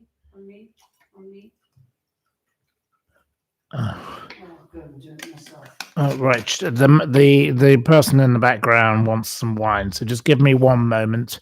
I do apologize for having my program interrupted. Just go to bed. What are you going to bed anyway? Here. Well, I don't know. You're telling me I've got to go upstairs, and I think you're right. I don't know what's going on with my feet. You're interrupting my program. Just be quiet. I just need to carry on with my program. Right. Okay. Yes. Sorry. We have interruption in the background. Obviously, the lady in the background wants to say hello, and are you going to say a quick hello to the audience? You going to say hello? Yeah, we've had a lovely day. Yes, so we've had a lovely day, and she just wanted another glass of wine, so she's just saying a quick hello. We're going to carry on now. Let's finish off talking about the horrible McCanns because I can't stand them, as you know. And I probably should have brought the bottle of wine over with me because then it would be easier to top it up when she wants another one. Right, okay, so we'll carry on, but I didn't, so I'll probably have to be interrupted again. But anyway, we're doing okay. You've had hard wind and wind and rain in Scotland. Well, I think there's a bit of wind and rain coming here as well. So our poor little seagull's going to have to hide under the chair even more than it did before because tomorrow is not going to be nice. But we're going off up a dirt track to God knows how this little car's going to get up the dirt track, but we will manage. We've done it before and we'll do it again. We go up some I went on a journey last week up a road that had been hit by the storms in some very smart place where all the Russians lived. And I was in a BMW 4x4 at the time, so it was okay. But I don't know about a little car like this, but we'll try and see if we can get up there. But you never know, we might get stuck. Right. Yes, up the dirt track. There we go. We could cut the flowers. Get the flowers. Anyway, we're getting all sorts of nonsense in the background, and we're not talking about that now. Right. No interruptions in the background, please. Right, we're talking about Madeleine McCann, so carry on about that. How did I cope with 2 hours of traffic? It wasn't exactly easy. No, I did have a row with one other driver. I will admit, I gave him the finger because he was a complete bloody French pest, and he tried to push in, and he did push in, and then he became the complete nuisance who slowed down and let everybody in, which I don't like. I don't like people who drive like that. Not my kind of driver. And he was in a 4x4, crappy 4x4, nothing special. And there was no way of overtaking him, so road rage. But I didn't do it. I didn't get that angry. Don't worry. I just had another Tic Tac mint because that's all I have in the car. So, it was a journey from hell. No, so we won't be doing that again. I'm not going there again for quite a long while. Not after that experience. Thank you very much. Right. It wasn't road rage. No, I didn't quite. I gave him the finger, but that was all. I don't think he understood what it was. He was too busy trying to smoke out of the car, as all these French people do. They all smoke out of the car. Very odd behavior. Their cars must stink. There we go. Right. Okay. But I love French people. I love Italian people. I love German people. I don't love Christian Bruckner, and I don't love Dr. and Dr. McCann, obviously, but, I don't know where they're from. Scotland and Liverpool or wherever, or Loughborough or somewhere, or Leicestershire, or God knows, shove it up your jumper. Would I make a good soldier in Starmer's army if called up? I'm probably a bit too old to go into Starmer's army, aren't I? Won't it be like 20-year-olds? I'm not 20 anymore. Sadly, I'm getting old. So no, I don't think it'd be much use for a Starmer army. I don't think so.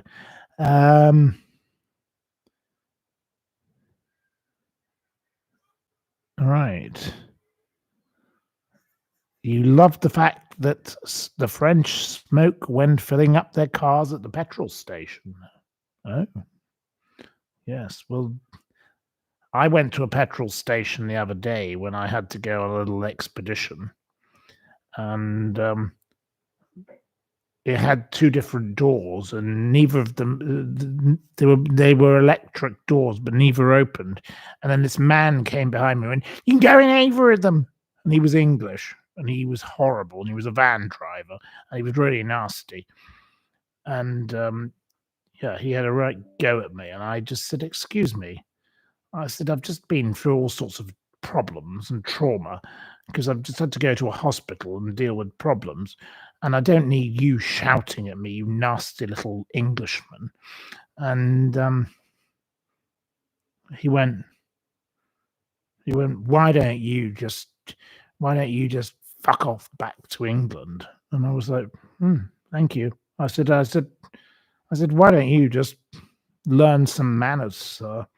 And he said, "Yeah, if you don't shut up, I'll thump you." And that was what I got. I've never talked to anybody about it because I didn't even view it as consequential. But he was just so horrible, and this was on Saturday after I'd been at the hospital trying to deal with matters, and he was so horrible, and I'd only stopped there to get something, and honestly.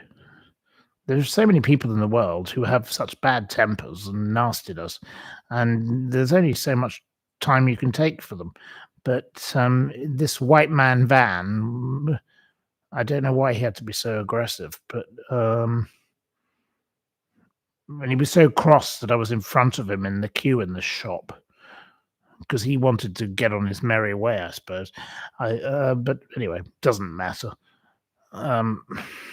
I don't know why I've even brought that up, but it was just a horrible incident, another horrible incident. But horrible incidents don't faze me. I just move on and do the next thing. Nice to have a bit of whiskey and water. Lovely. Much better. Right, okay. But no, I dealt with White Man Van. He was not very nice on Saturday.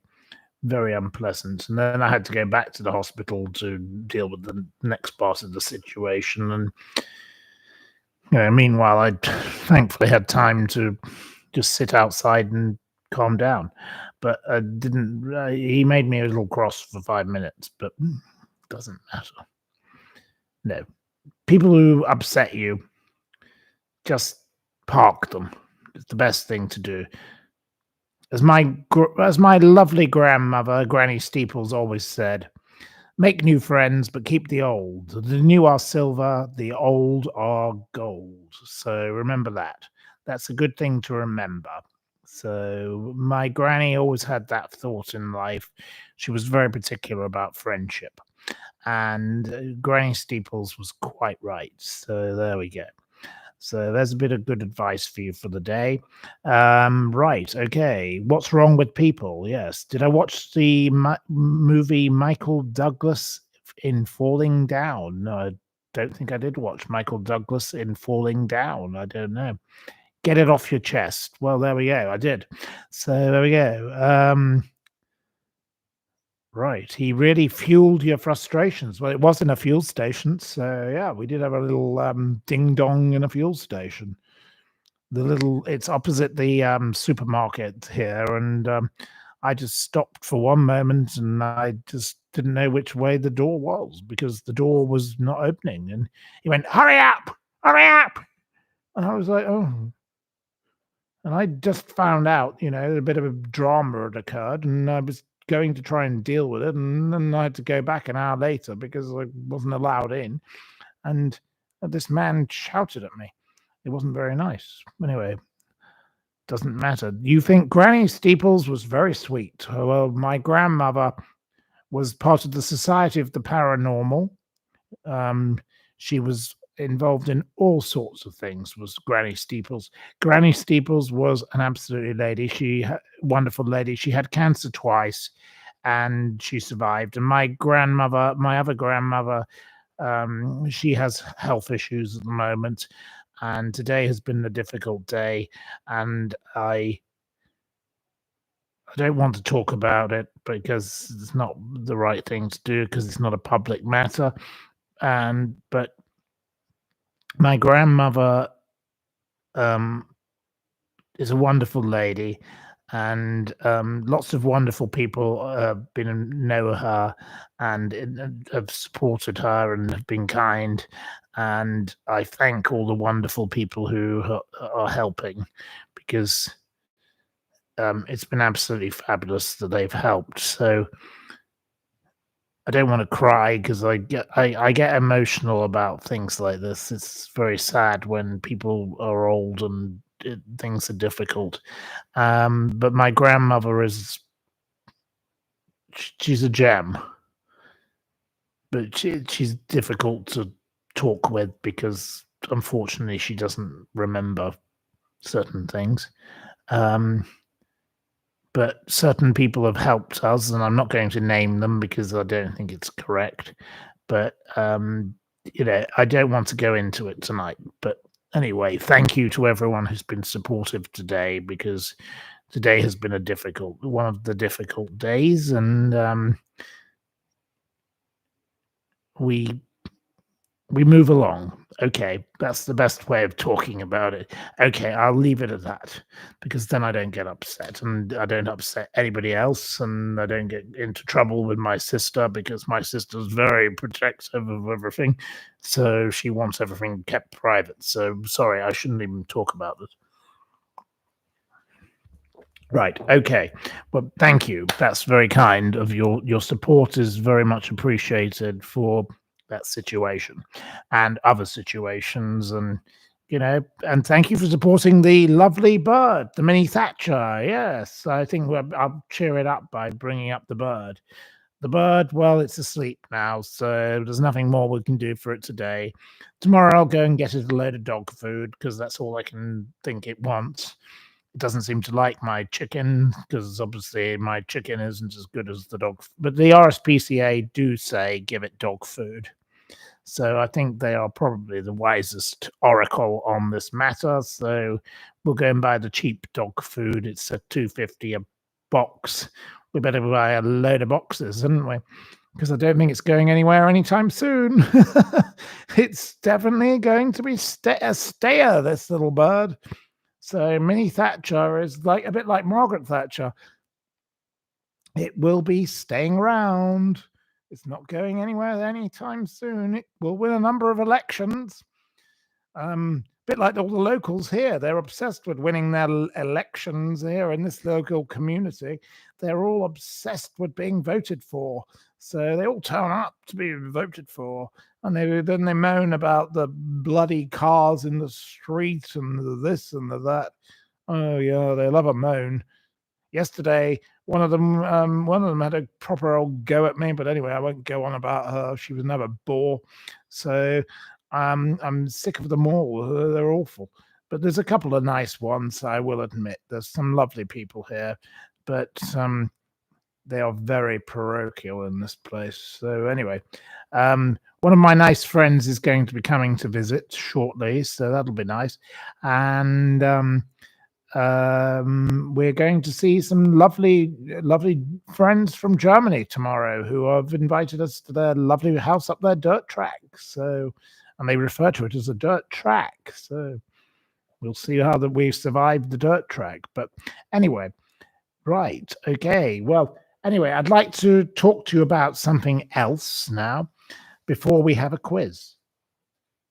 And now it is, I think, well, the wind is definitely getting up and it's about to rain. So thank God I brought all the cushions inside and all the rest of it. Well done, me.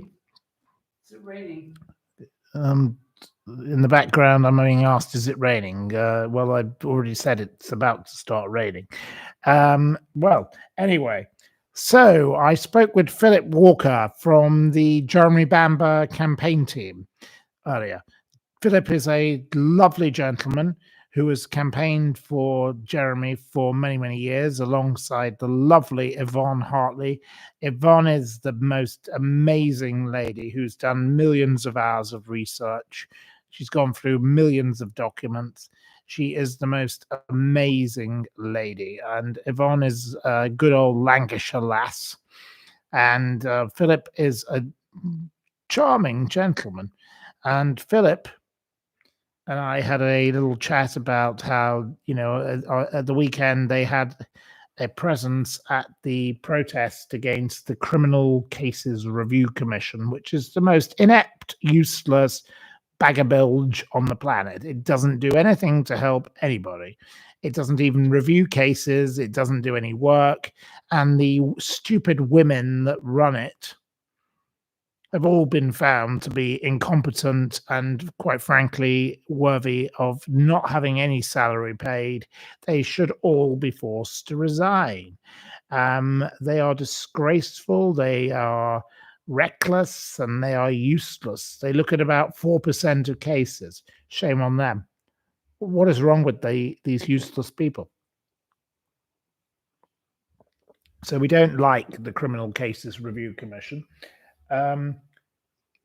Philip says that at the protest, it was a big turnout because most of the people turned up to support Lucy Letby. Oh, yes. Lucy Letby's little groupies are all grouping up. Well, we don't care about Lucy Letby. Well, I don't care about Lucy Letby, and I hope you don't care about Lucy Letby. Lucy Letby should rot in hell. And I will not change my mind, even if she is cleared, because I think she is an evil, evil, evil, evil woman. And those poor children have been taken away from their parents by her. And I don't care whatever anybody says. I will not believe it ever, because I'm convinced with her notes were enough for me. Those evil notes were just truly disgusting, and she wrote them, and she admits she wrote them. So why would you write that I am evil and I did this? Once you've written that note, you're as guilty as hell. Anyway, doesn't matter. The woman's a psycho. But no, at the protest was Heidi Blake, and I can confirm today that there's going to be a podcast coming out in the autumn in the New Yorker about Jeremy and his innocence. So Jeremy Bamber will be having a podcast in the autumn, and you've heard it here first. Isn't that fabulous to hear that? I know that many of you disagree with me and you hate Jeremy Bamber, and Jeremy Bamber's the evil man. Well, so what? I'm going to say, what a wonderful, wonderful thing to hear that Jeremy Bamber, the New Yorker, have gone through all of that evidence. They wrote the 18,000-word article by Heidi Blake, and they have now decided that it's so serious a case that they are going to do a podcast in the autumn about the story. And what a wonderful thing. Heidi Blake is a very good journalist, and well done to her. I went from believing 40% Jeremy Bamber innocent to I now say 100. I say 99%, because obviously there's 1% chance he's a complete liar, and we've all got it wrong. But no, I'm 99% committed to Jeremy Bamber. Even my friend who lived with Sheila Caffell has now said, I think you might be right. I could have been wrong. My friend who went to school with him is 100% committed, obviously. I met his father, who is birth father, not the one who obviously was shot. He obviously doesn't want anything to do with it, because he was Mr. Society and he was terribly smart. I wouldn't trust him with a barge pole. Didn't like him. Anyway, I stand with Jeremy Bamber, and I think it's great that this is happening.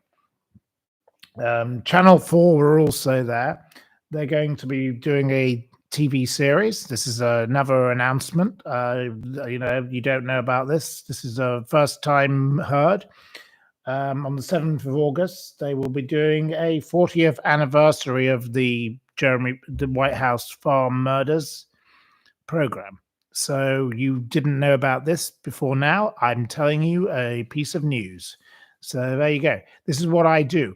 I find out information. I ring up people and I have a chat with them. and I get news. There are other things they've told me, which I'm not going to tell you today because they've asked me not to. And as a supporter of their campaign, and I am a supporter, I will admit to being biased. I am very biased now. At the beginning, I wasn't biased. I was 40-60. I believed, I thought he probably did it, but there's doubt. I was 60-40 against him. And then I changed my mind because I listened to the evidence. And Yvonne Hartley has spent millions of hours doing this research, hundreds and hundreds of thousands of hours she spent. The 609 phone call. How could Jeremy be outside the house with the police and there's movement cited inside the house? He arrived at 3 o'clock, or 3 or something in the morning. And then at 6 o'clock in the morning, there's still movement, which means that whoever's the killer is still inside the house. The killer was Sheila Caffell. We all know this. And of course, all these nasty people will now say, oh, you're one of them. Well, I don't care if I'm one of them. Jeremy Bamber should be free. Just like I said, the Menendez brothers should be free. And the Menendez brothers, it turns out, should have been paroled in 2016 because they have been resentenced. They should have been let out of prison in 2016. They have now been in prison 9 years too long. I hope they get a hell of a lot of compensation for their 9 years of false incarceration. Yes, they did kill their parents, but they committed manslaughter, not murder. And that is what they did. And I have campaigned for them for so long. And I campaigned for Jeremy Bamber, and I campaigned for other people, Mark Alexander, and also Omar Benguet. And I want all of these people to get justice because they have been unfairly treated. There are plenty of people like Lucy Letby who should be in jail, keep her in jail for the rest of her bloody life. Rosemary West, Myra Hindley, lock all of these nasty, evil people up because they are clearly guilty. This Joanna Dehaney, who stabbed a load of random people. Well, yeah, it's clear that the woman was a mental case. Keep her in prison. There are people who belong in jail. And then there are people who have been falsely imprisoned. And the Criminal Cases Review Commission is doing nothing to help these people. They review 4% of cases. Pathetic that are submitted to them. That's pathetic. It's wrong. It's morally repugnant. Disgraceful. Shame on them. Yes.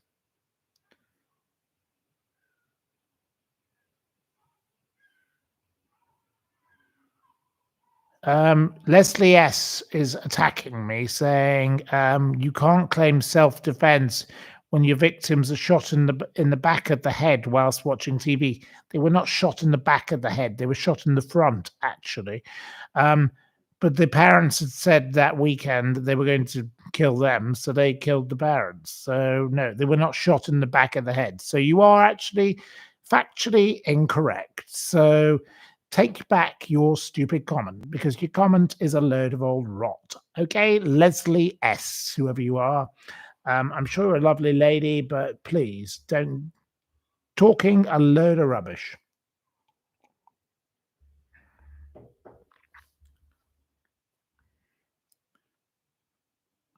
As for your mention of Boy George, we won't go there. Yes, okay, you don't want me to talk about Boy George. Yes, my friend was sexually assaulted by Boy George. It's disgusting what he did to him. He chained him to a radiator and attacked him. That is a disgusting thing that Boy George man did. So, but we won't go on about that. You said please don't mention it, one of you, because it sets me off. It gets me very cross because I care about my friends. No, Boy George should not be on the BBC. He's a piece of rubbish. He's a piece of scum. He's a piece of disgrace. But that's enough, and I won't say any more about him. So don't ask me any more about Boy Bloody George, and don't bring it up. If you don't want me to bring it up, don't talk about it. It's my program. I can say whatever I want, and I will. I'll be like Violet Elizabeth Bott. I'll say I'll scream and I'll scream and I'll scream and I'll scream and I'll scream until I'm sick. So don't start me off if you want to piss me off by defending Boy George, because he's a piece of scum. What he did to my friend, he left him with a huge trauma. You nasty, nasty people. Don't you even, you think Boy George is funny? Okay, well, very good. Well, why don't you bog off and get off my channel? That's what I say. I'm not having people defend Boy George here because this poor person who I know, and I'm not going to name him because, again, I don't think you can find his name. It's very clearly on the public domain because there was a court case. But it's up to you to find it. He really is traumatized by Boy George still. So why don't you clear off, you horrible people, and leave people alone? It's not correct. Shame on you. Absolutely shame on these people. You didn't know that Boy George was a nonce. Well,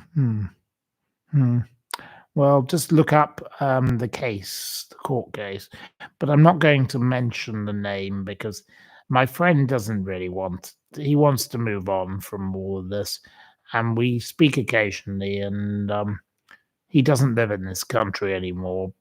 He lives back in the country he came from originally. And he's a nice person, and he's a great friend of myself, Barbara Minto, and my friend John Simpson and his wife, the newsreader, the war correspondent, and he's a good person. And it's not fair that he is tarnished by association with this horrible story. And Boy George was sent to prison for what he did to him. And that some of you people here are making stupid jokes. You rot off, you nasty little rats. I don't like people like you. And I'll deal with you later. Don't worry, I've remembered your names. I do have a photographic memory. That's another problem with me. I have a photographic memory for words. I can't do numbers, obviously. I'm totally useless. But I will remember every one of you, and I'll deal with you one by one, you little rat. So don't be nasty about a victim of sexual assault by Boy George, a little monster. So clear off, you horrible people. But I've remembered your names.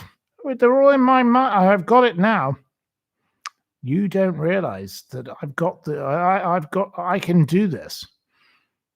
It's weird. I have an ability to remember certain information, but I can't do numbers. That's the only thing I can't do. I'm totally inept when it comes to numbers.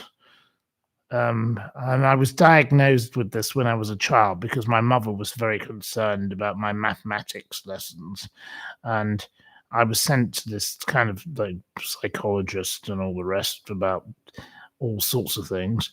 Because my mother, that was what my mother was into. My father got very angry about all of these kind of things that we were sent to. But my mother had this kind of thing, a bit like Alice in the Archers with her child. It's got the same vibe. And that's why I associate with Alice in the Archers. And, well, it's just odd that you have to be analysed over everything. I don't like being analysed, but my mother had me analysed repeatedly, and we were sent to the same psychiatrist as one of the Beatles, Paul McCartney, and he was this Welshman who Harley Street, and he was awful. And it was just a waste of time. It doesn't achieve anything to be sent to such people, and I don't know why am I talking about my own emotions? We're meant to be talking about bloody other things. So there we are. Anyway, I think it's time we had a quiz. I can't talk any more about myself. It's ridiculous. Okay, more wine for the quiz. Oh, now I get shouted at. All she cares about is her bloody wine. I'm talking. Lady told you earlier, bring 2 glasses. I've already. Okay, I'll get up and get it myself. Oh, how ridiculous! This is what I have to put up with. It's not fair. It's just not fair. You're ruining my program, Kenny. What? All you want to do is ruin my program. It's not correct. It's not fair. Okay, we'll leave the bottle then.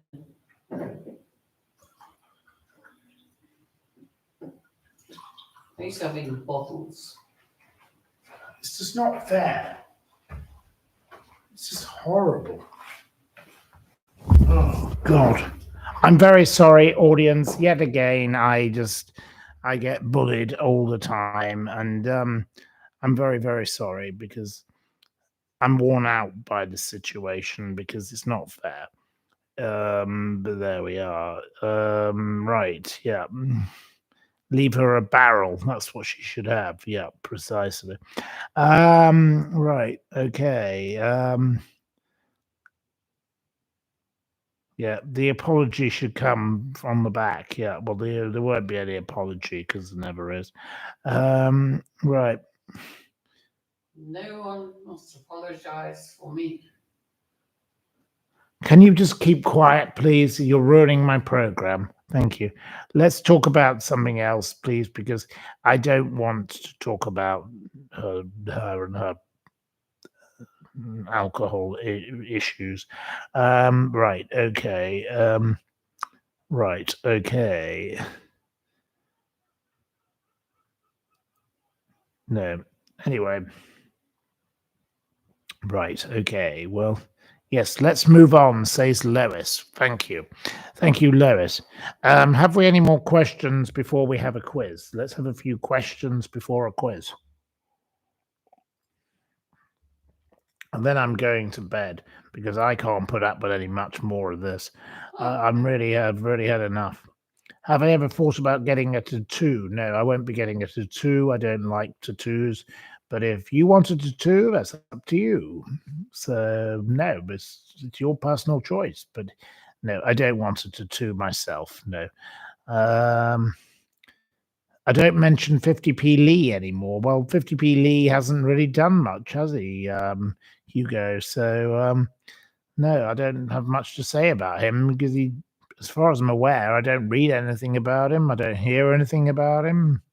He doesn't do much, does he, 50p Lee? He's just a gross, revolting little specimen, isn't he? You know, he's part of Nigel Farage's horrible rat bag of rubbish party. I can't stand the Reform Party, and I think they are disgusting and they're sick and revolting people, all of them. And horrible, horrible, horrible, nasty people. Right. Right. Will I be going back to the UK? Well, yes, I will be. I've got to. I've got to go back soon. Definitely. So, what's my best drink? Well, obviously a gin and tonic. It would be my primary drink because I love a gin and tonic, but I like a whiskey mac. I like whiskey and water, which is what I'm having right now. I don't mind white wine. Don't mind rosé. I don't mind. I love red wine. I love Chianti. I love Chianti. Petrus is very much a very nice thing if ever anyone gives me a bottle. Not the most times I get to drink that, but I like good red wine. It's got to be decent red wine. I love a Negroni. Right. Okay. Will I be merching T-shirts? No, I don't have T-shirts because I don't wear T-shirts very often. I wear T-shirts in the morning to water the garden, but that's about it. But I don't think you'd really want a T-shirt with my name on it, would you? You really want one? Right. You want me to make a T-shirt with my name on it? I don't know why anybody would want a T-shirt with my name on it. That's a little odd. Hugh Edwards has been at the Derby. I don't know what that means. Invisible Ray. I don't think he has been at the Derby, has he? I don't know. I have no idea. You like Chianti and a simple pasta? Yes, I love the combination myself. A nice bolognese and a bit of Chianti. It could be nice. Yeah, very nice. Better than chicken. Better than human livers, as Dr. Hannibal Lecter would have. Yes, he liked a bit of the livers and the Chianti together, didn't he? So no, we didn't do the livers and the Chianti. No. Right, you love a cheeseburger. I love a cheeseburger too. I love a cheeseburger.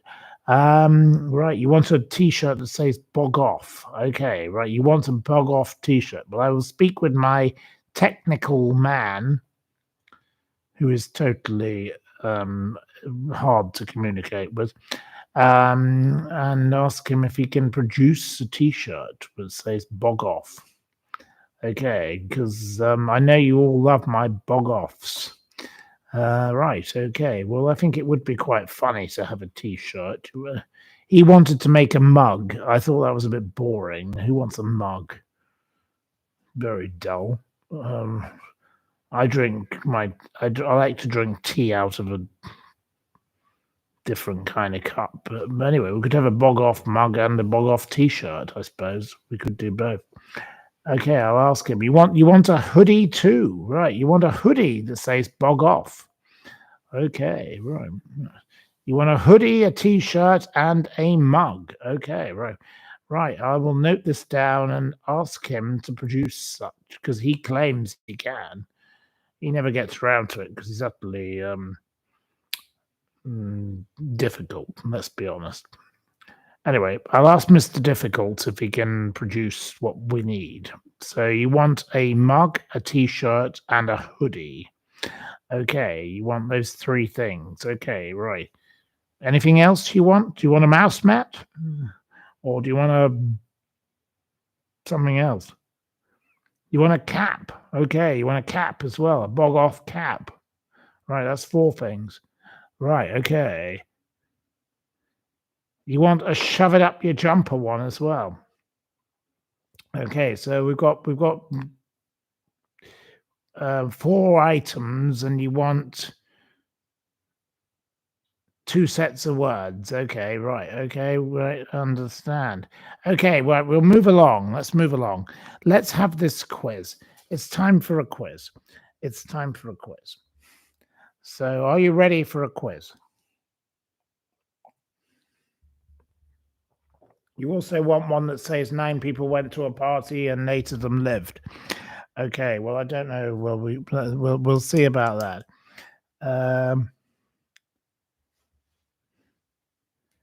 Right.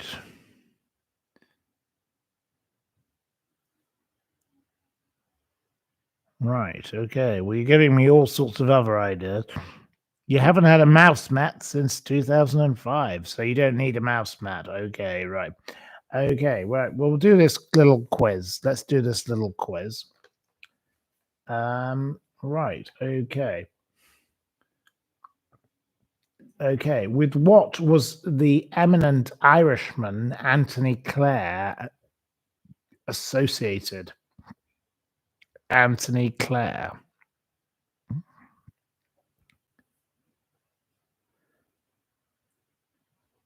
No, he wasn't an MP. He wasn't pass.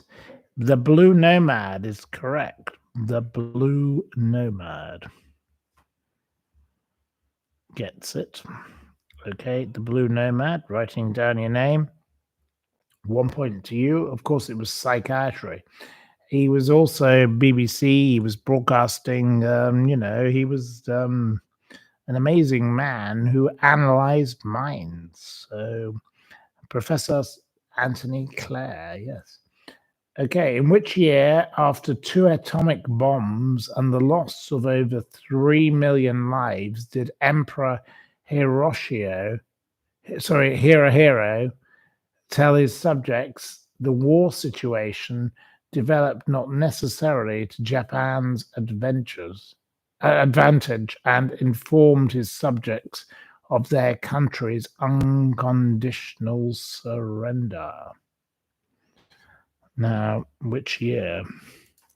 Right, we've got loads of answers, so let's just go backwards.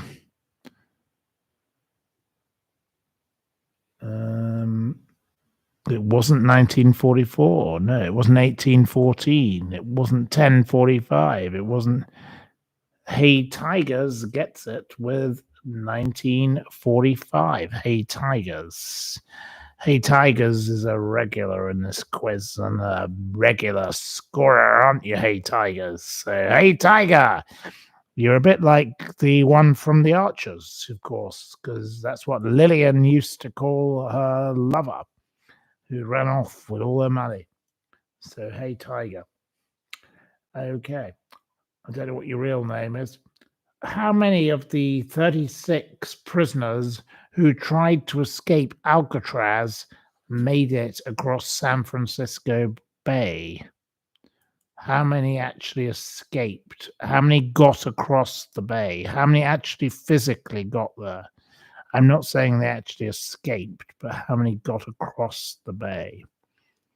I spent a night in Alcatraz once for a party. It was a fabulous thing to do. I very much enjoyed it. It was a very weird place, but I went to an all-night party. It was very odd, but it was a fabulous thing to do. And now Donald Trump wants to turn it into a prison. He's completely nuts. You can't make it back into a prison.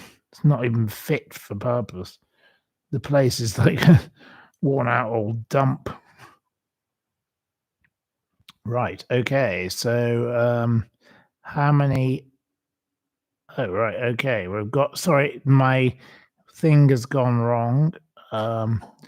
So, right. Okay. The first person to get it was Sarah Havison.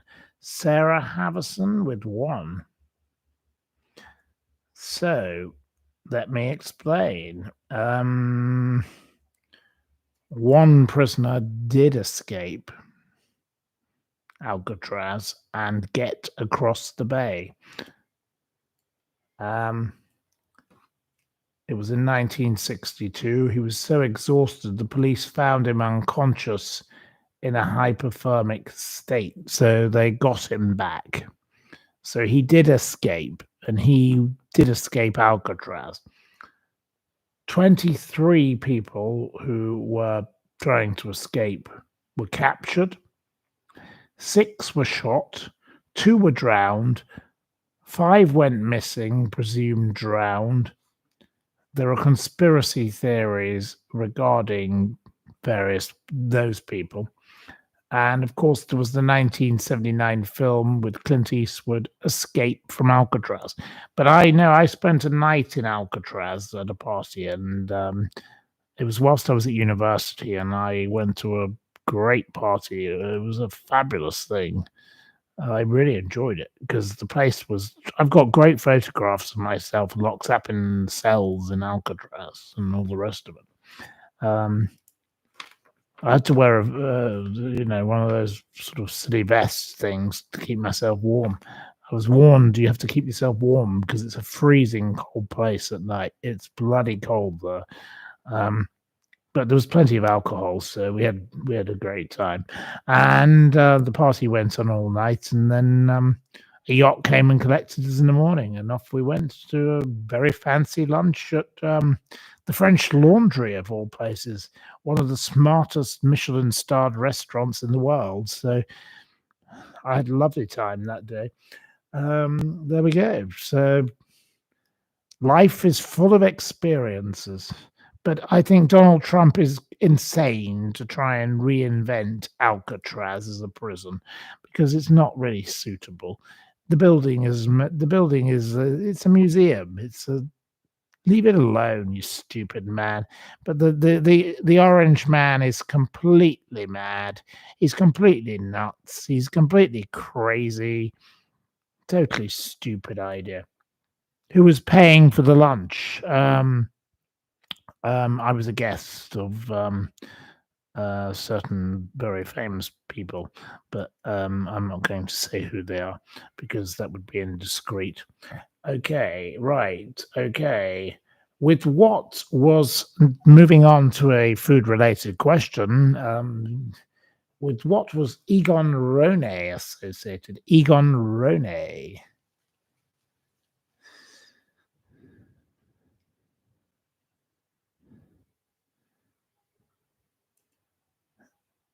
What kind of thing did he? No, you're saying restaurants. Yes, that's fair enough. But what was he actually associated with? What was he associated with? It wasn't Formula One. No, it wasn't Mash and Peas. No, but what was he associated with? What did he produce guides of? Sarah Burton, you can have the point, Sarah. It's restaurant. You say restaurant critic books, Sarah Burton. I would say guides to eateries. Yep, he would say he wrote books about eateries.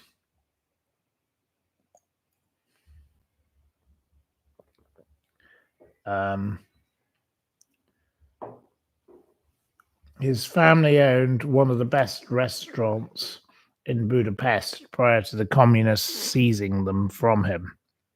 So that was a terrible thing that happened to him. And that wasn't very nice. He waged a war on the mediocre British food. He didn't like the mediocrity of British food. So he wrote these guides and he started the process of, guides about food. And British food now is considered very, very good. So shove it up your jumper if you don't like British food, because British food is fabulous. Anyway, I like wonderful love wonderful food. I've eaten in some of the best restaurants in the world, but I still love a fish finger. So, I love a fish finger sandwich, or I love a bit of roast chicken, or whatever I have. My friend came round the other day and Sunday, and we had a bit of roast chicken, and I cooked it my way with all the lemon and the wine and everything else. And he claims it's the best roast chicken he's ever had in his life. So who am I to dispute that? I wouldn't say it's the best roast chicken I've had in my life, but he rather liked it. So there we go. I made somebody happy at least once this week, so it's better than making everybody miserable, isn't it? So cheers to that. But anyway, Egon Rone. I can't say I was a great fan of his books. I think his books are a bit pompous. He's not quite Jacques Pepin or Keith Floyd or Gary Rhodes. I think they're much better people than them. So anyway, I'm not that interested in them. Anyway, it was just a good question. Okay, as of 2025, what percentage approximately of the British public believe that the criminal sentences are not tough enough? It's not 20%. It's not 60. It's not 10. It's not 40. It's not 70. Sorry, it is 70. Sorry, it is 70. Right, okay, it's 70. Going back, the first person to say 70 was Wits End. Wits End gets the point. It is 70. I do apologize. It's my stupid note making. Okay, in which Cotswolds village is the Slaughters Manor House Hotel? I've stayed there myself. To be found, the Slaughters Manor House. Which Cotswolds village?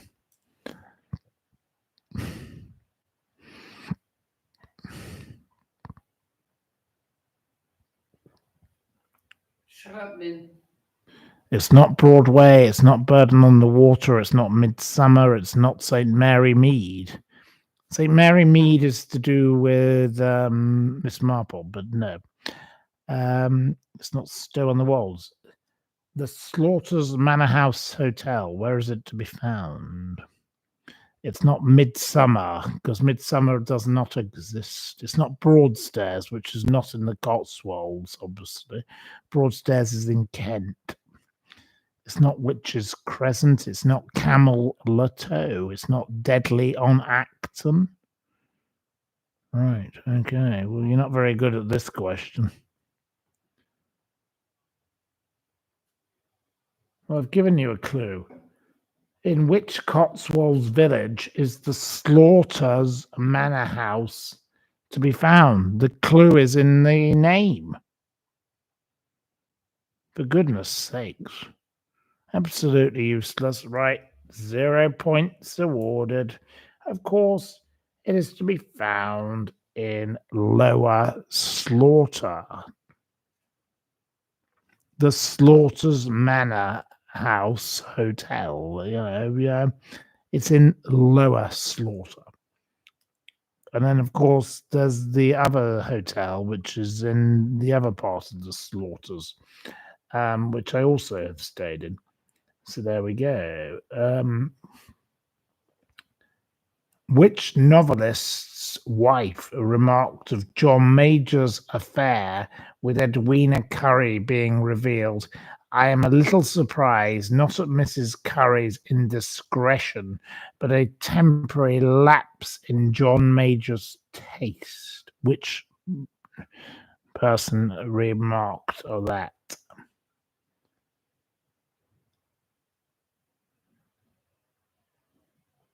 No. Which woman? It's a woman. It's not Jeffrey Archer. Of course, it can't be Jeffrey Archer. You're not listening to the question. It wasn't Jilly Cooper, but Matt Grant gets it, of course. Matt Grant, well done. Well done. You get a point. Of course, it was Jeffrey Archer's wife, Dame Mary Archer, the fragrant Mary, and of course, I was friends with Sally Farmerlow, who, of course, was Howard's Way and had an affair with him, and then there's the whole story of John Major and the curried eggs and Edwina Curry. So that was part of the question. So I'm surprised more of you weren't quick. Very disappointing. I'm very disappointed that you didn't get the question a little more quickly. Huh. Very poor form. Not good work. Right, next question. Okay, an easy question for you because, quite frankly, you need an easy question because clearly tonight you're not on top form. Yes, you're bloody useless. Precisely. Anne of Cleves is quite right. It's nothing to do with Cliff Richard. Leslie S. says we are useless. Yes, well, some of you are and some of you aren't. But I think you're all wonderful. Nonetheless, I think you're a wonderful bunch of people.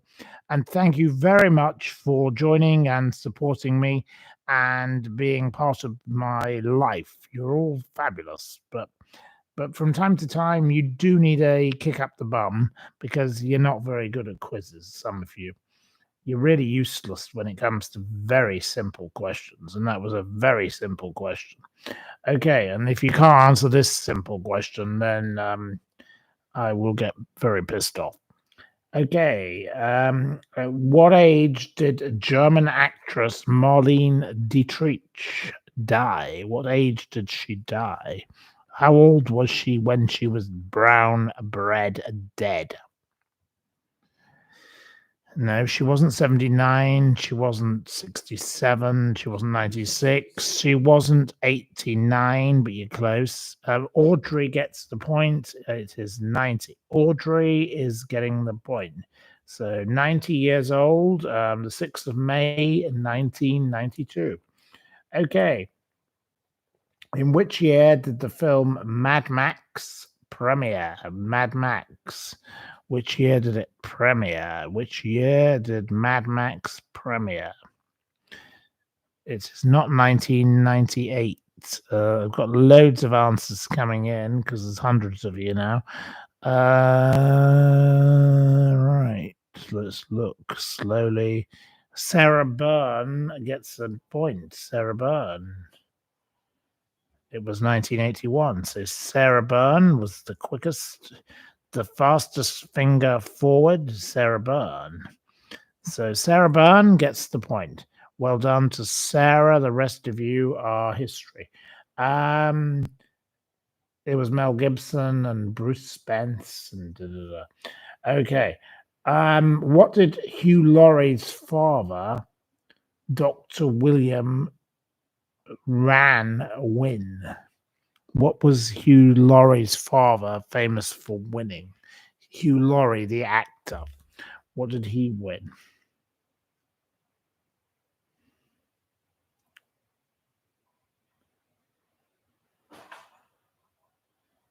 Miss Marple can have the point because she says rowing. Miss Marple. Right. Okay. Yeah. He did win things to do with rowing. He had a gold medal in the Olympics in 1948. He was 3 times boat race winning team member. So there you go. So you've got that. Well done. Well done to Miss Marple. We love our Miss Marple. You're always coming in and you're always joining in. So you're a fabulous face to have on our channel.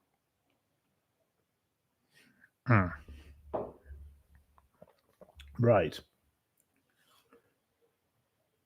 With which sport is Harry Kane associated? Here's a very easy question. If you don't know who Harry Kane is, you must be bloody thick. Matt Grant gets the point immediately. So now Matt Grant is in the lead. Well done to Matt Grant. You've got 2 points against everybody else's 1 point and the failure on 1 question. Of course, it is football. So well done to you.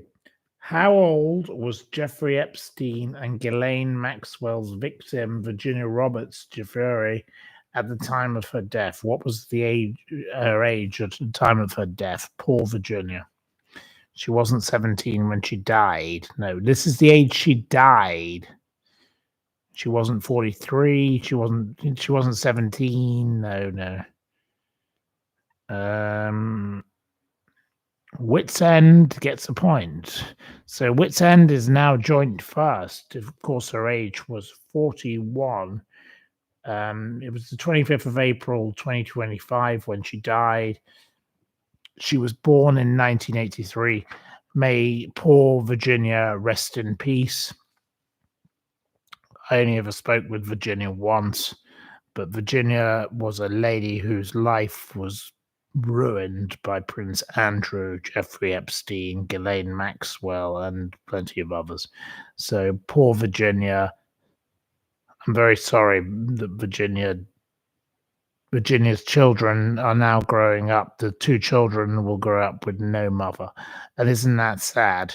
That's another sad state of affairs. So those poor children have lost their mother.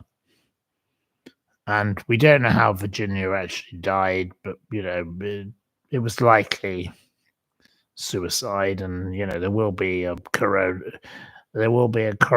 coroner's report in due course. But the poor children. Isn't that sad? I'm very sad about those children. So anyway, there we go. That's why I thought I'd include her in a quiz question, because this is going into a book and then people will remember in the future. And I think people should remember Virginia, because Virginia was a victim and she was paid out by Prince Andrew. She was paid out by Ghislaine. She was paid out by Jeffrey Epstein. All three of those people did bad things to her, clearly, because why would you pay out? You wouldn't pay out if you were innocent, would you? So shame on them. Those three shameful people should be ashamed of themselves, but they won't be, because they don't care. We were meant to have lunch at the weekend with a couple who were friends with the children of Prince Andrew, but they didn't come. I do believe they probably were infiltrated. Anyway, never mind. We won't go there.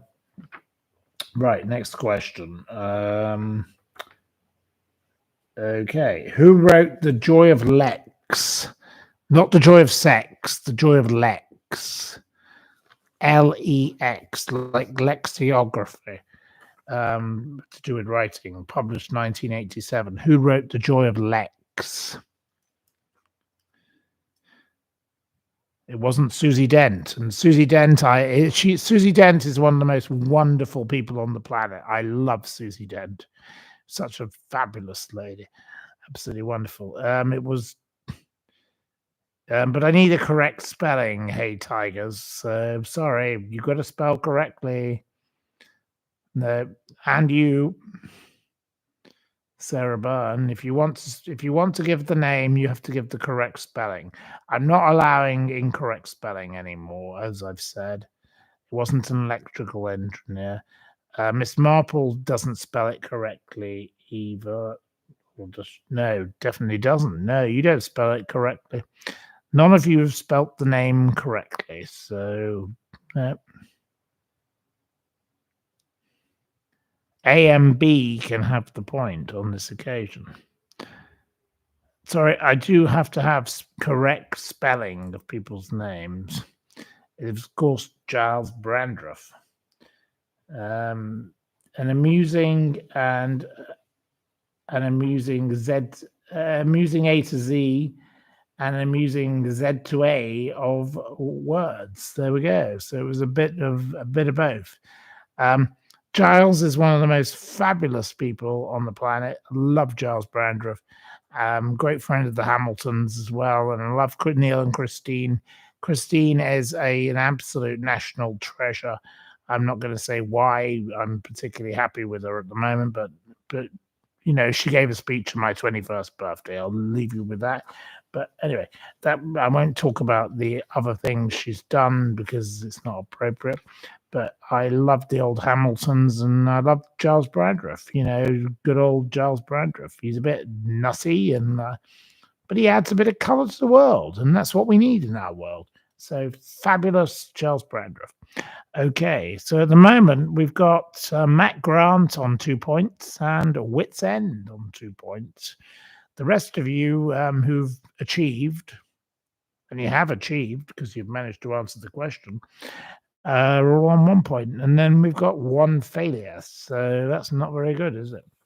Not very good that you failed on a question. And you can't blame me. So, right. I think I'll have a glass of wine before You've got plenty of wine. No, I've got nothing here.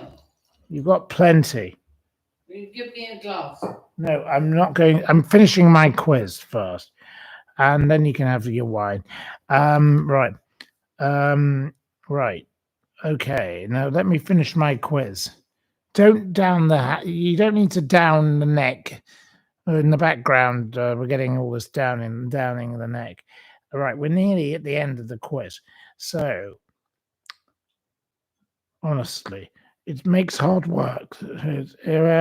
What is a battle cruiser?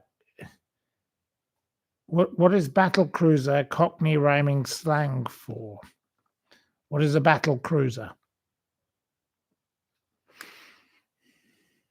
It's not a bruiser. It's not a loser. What is battle cruiser Cockney rhyming slang for?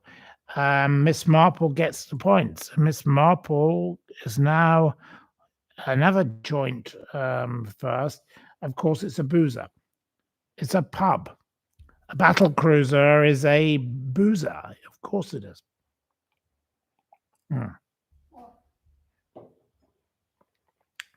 So, next question. Which author is most associated with using what ho with an exclamation mark? Which author mostly uses this? Which author?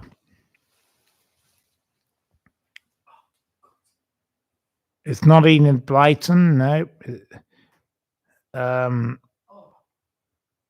Leslie S. says P.G. Woodhouse. I'll accept that. Leslie S. Okay. Right, you can get the point. Okay. In which county in England is Minge Lane, spelled Minge, Lane, located? Where would you find Minge Lane? It's not Kent, no. It's not Cornwall, it's not Essex, it's not Derby, it's not Lancaster. Lancaster isn't a county, it's a city. It's not Westminster either, no, that's not a county. It's not Broadstairs, which is not a county. Sarah Byrne gets the point. Sarah Byrne, now you're now also in joint first. And we've got loads of you in joint first. So we're going to have a bit of a playoff. We're going to probably have to have an extra question at this rate. Right. Okay. Which British politician's 2010 autobiography was called Ein Fahrt in German? Spelled EINFAHRT in German. It was a very unfortunate name for a book. It wasn't Boris. It wasn't Nick Clegg. It wasn't. Matt Grant gets the points. Matt Grant now goes into the lead. You've got 3 points. Of course, it was German. In fart in German means journey, because of course the book was called A Journey in Britain. Or it means ride. So unfortunately, Tony Blair's book's title's translation in German was fart. That was a little bit of an unfortunate name for a book for British people. Okay, where in London was Pomegranate's restaurant? Where was Pomegranate's restaurant? It was famous for the Tabasco Club. Princess Anne was a resident in the building, and I went to many nice things there. Wits End gets it straight away with Pimlico. Yes, Wits End. So now Wits End has 3 points. So now Wits End is joint first. Well done to It was by the Thames. It was run by a very eccentric man. It was a very strange restaurant.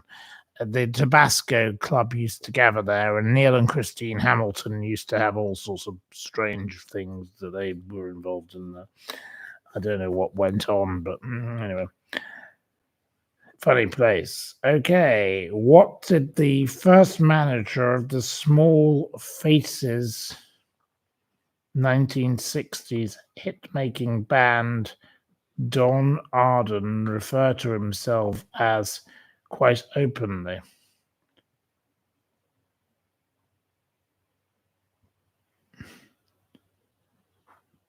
It wasn't gay. It wasn't God. No. It wasn't homosexual. It wasn't bisexual. It wasn't Casanova. It wasn't clothes. It's nothing to do with his sex. Not too beautiful. Not my cunt. Not Mr. Big. Not the king. Not the narcissist. Not thick. Not Cliff Richard. Not a shoplifter. Not rich. Joyce Grove is close.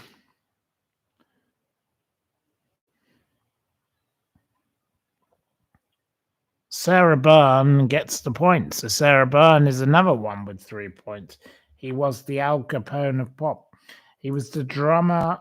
Kenny Jones turned down an offer from a cousin to the Craze to break his legs. Without hindsight, I should have let him break his legs, he said. Arden said, I paid out anything from 150 to 500 a week to manipulate the charts. Neat little swindle, wasn't it? Of course, the Small Faces had no idea what went on. So the Small Faces were a manipulated bunch of people. And your final question, now hopefully one of you, I think I'll only allow answers from Sarah Byrne, Matt Grant, and Wizend. Anybody else I won't accept answers from. I want the answer from one of you first. What distinctive color is turmeric? What color is turmeric? And I can only accept answers from Wizend, Sarah Byrne, and Matt Grant. It is not orange. No, Matt Grant, you are wrong.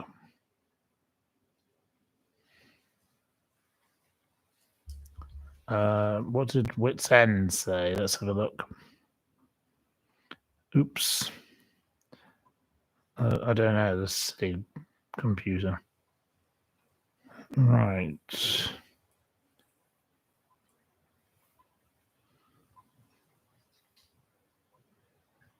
Right.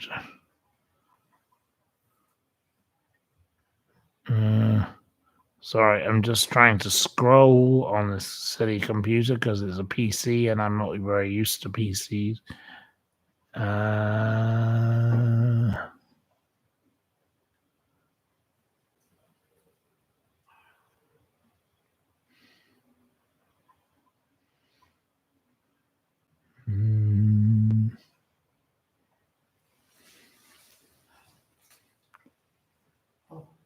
Well, I don't know. I'm just trying to struggle to scroll.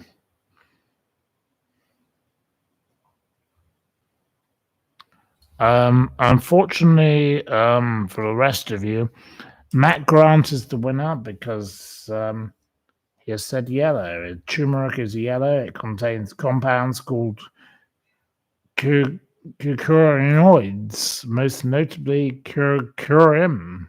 It's a powerful spice. So anyway, there we go. There's the end of that quiz. Matt Grant. You are the winner. Winner, chicken dinner for you. So well done to Matt Grant on winning this quiz. You only need a pinch. So thank you to everybody who's participated. Thank you to the Blue Nomad, Hey Tigers, Sarah Haverson, Sarah Burton, Wizend, Matt Grant, who's obviously the winner, Audrey, Sarah Byrne, who came close, is also Miss Marple, AMB, and Leslie S, and everybody else who joined in. So thank you for getting a great success in our quiz. You only failed on one question tonight, so that's quite impressive, because last night you failed on at least 2, so you're doing better. You are getting better at proper questions. So anyway, there we go. That's enough of that. Right, okay. Well, there's 168 of you here. We've nearly done 2 hours 43 minutes. minutes, and we have done 2 hours and 43 minutes. Have we time for any more questions? Yes, if you want a quick question, let's have a quick question, and then I will go to bed because I'm a very tired old soul because I'm an exhausted person.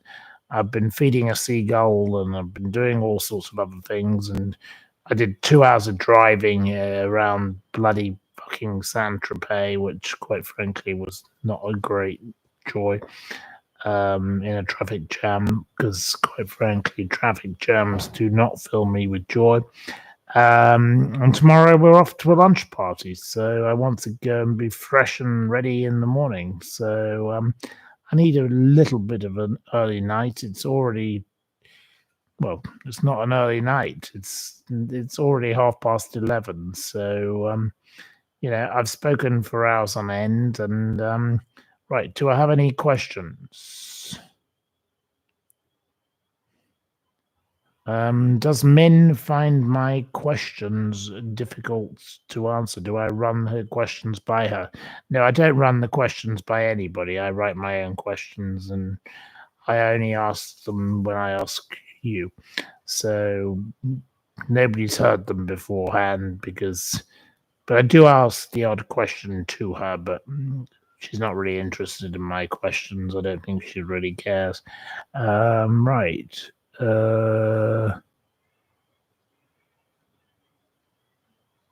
Right.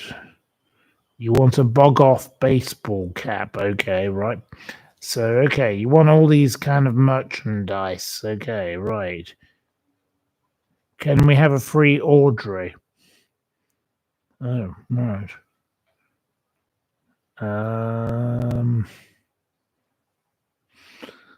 don't know. If you want Audrey freed, I don't know. We'll see what happens.